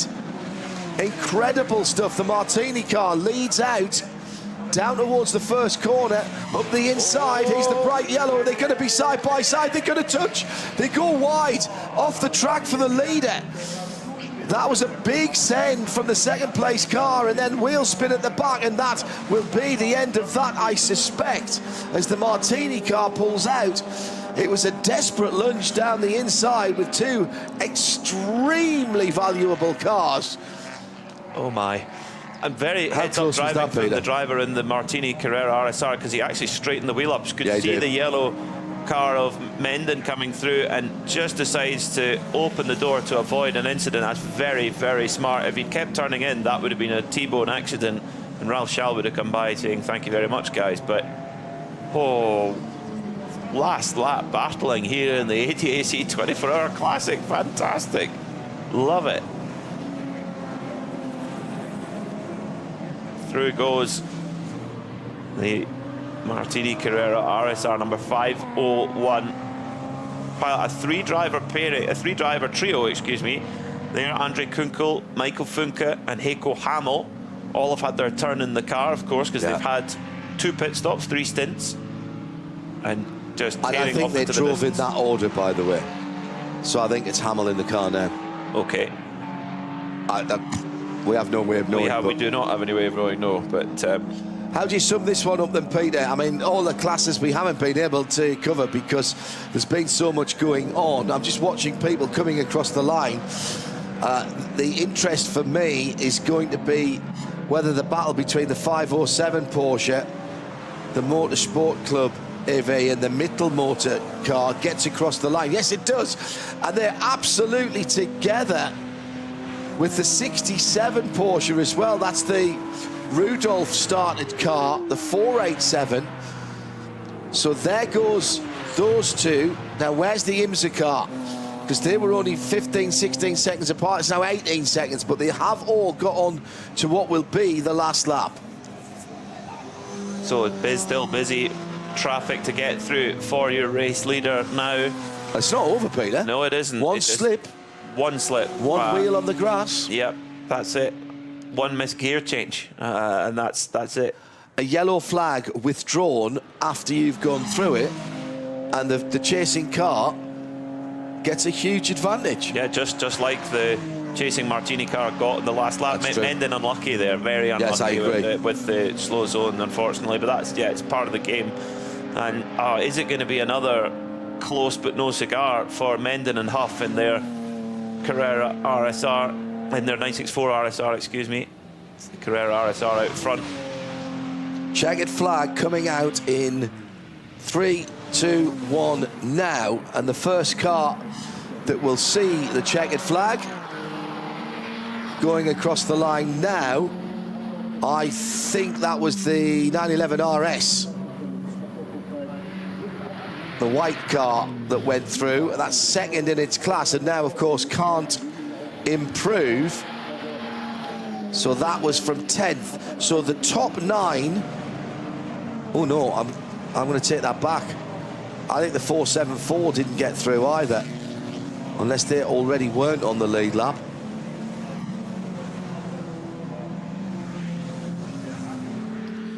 Well, there are still potential battles, as one of the Renault 5 turbos has right rear suspension damage, I think, although they did used to slip pretty low down, but that looks a little too low for my liking. And I'm not sitting in the right-hand seat, so before anybody says that, that's nothing to do with me. No. So the checker flag is out, but not for those who did not take it, if you like. So they're going to keep going towards the end. It was, I think you're right, it was that 911 RS Vice for number 811 Polzer and Stiluski with a 951, their best lap of the race on the last lap there. The Mercedes-Benz is very, very close now to the second place car. I don't know what's happened there. The second place car is now shown at a minute and 7 back. So have they had an issue, or is that just a... That seems strange. A glitch of the timing? Well, he's not 3 seconds ahead of that Mercedes, otherwise we'd been able to see him. No, that's very odd, because they crossed over the line and it was, 0.285 or something like that. It was very small. Have they got a penalty? I think it's a penalty, yeah. It's a penalty? It's got to be a penalty. So it's a penalty. So I reckon that's a minute's worth of penalty. Yeah. For the number 67 car. So that might have been a penalty that they... the amount of minimum time that they would have had to serve in the pit stop, maybe. Could have been something like that. So what it means, but it doesn't... in a way, that might have been worse if they'd won on the road and then had that penalty. Well, they're all class winners, as I said before, the top 3. The interest will be then is whether that 487 Rudolph 964, whether they can get somewhere near. No, they're 43 seconds, 48 seconds back, because that would be a class win. We shall see, but what we do know is that Martini number 501 Carrera RSR coming around through Klostertal and up towards the carousel for the final time. What a drive by this trio. I mean, the pace that they've been putting in, and some of the sector times, when you compare it to an absolutely up-to-date contemporary GT3 car, it's not a million miles behind in certain parts of the circuit.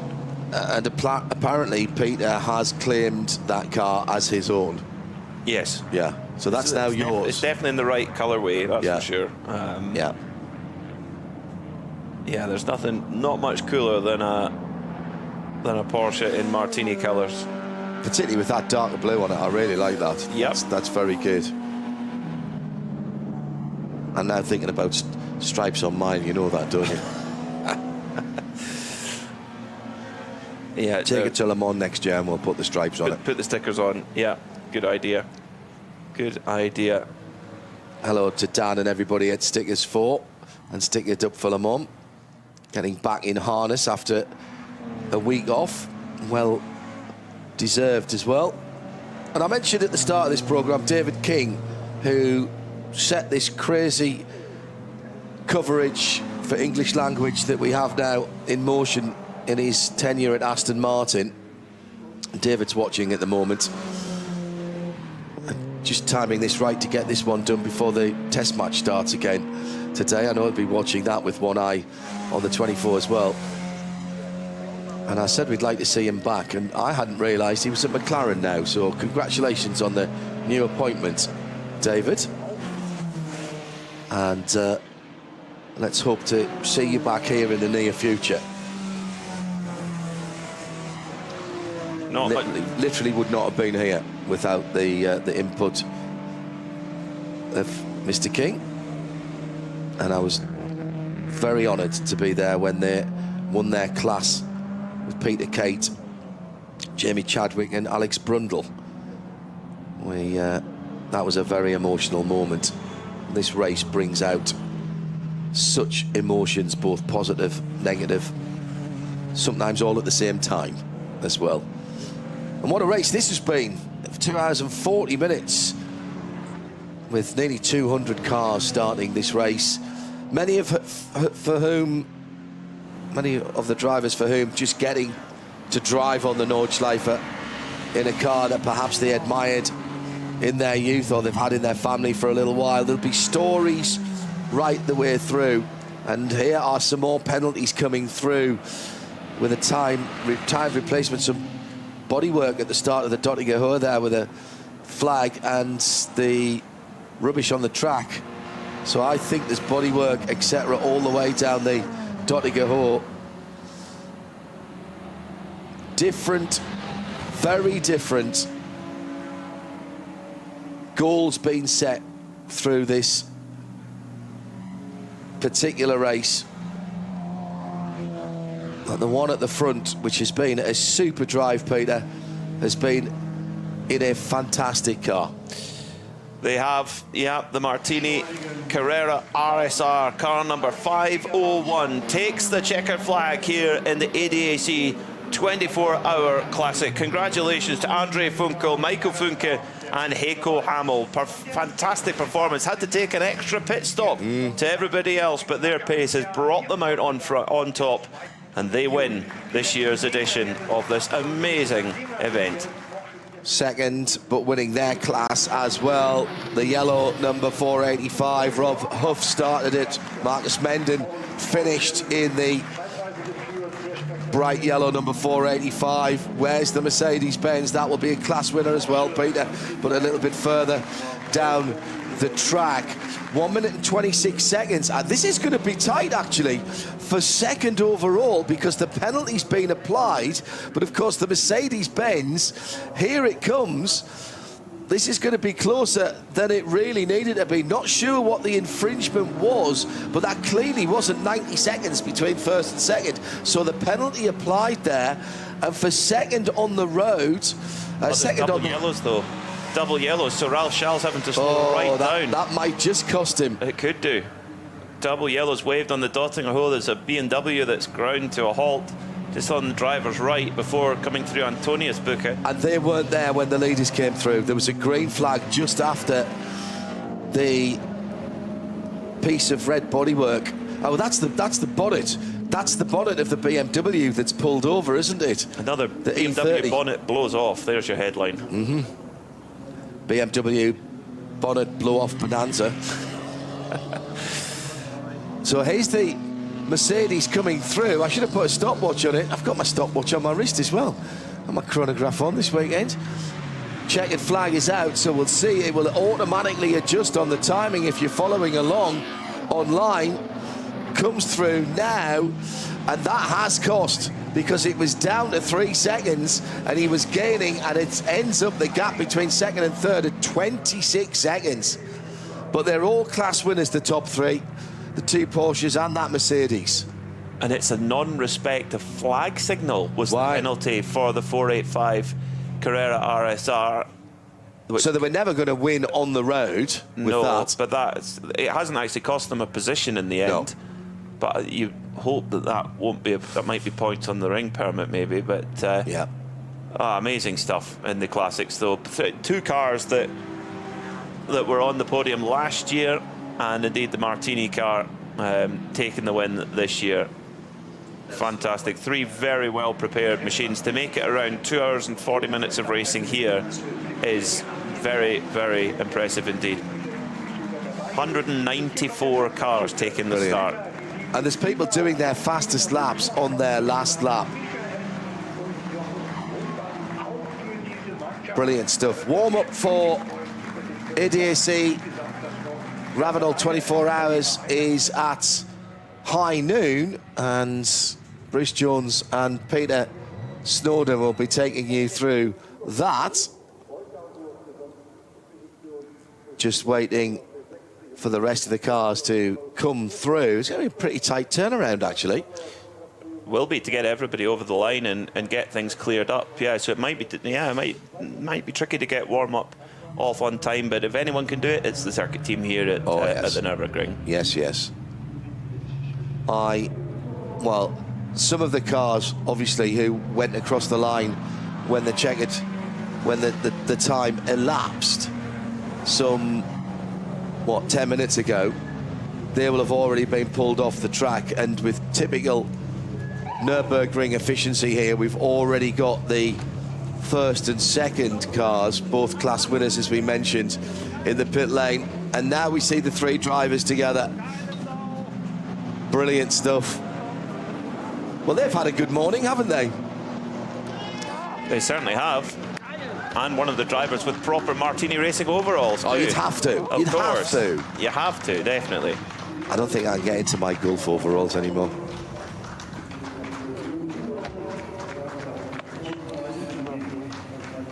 I haven't got any overalls. I do need to get some, though, I think.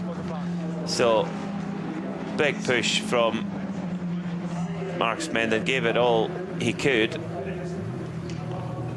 But unfortunately, just coming up short of that absolutely enormous pace of the Martini Carrera RSR. Just that little bit too much to hold off. Another flag signal penalty of 1 minute and 7 seconds for the number 400 car, and that's already been applied. They were further down the field.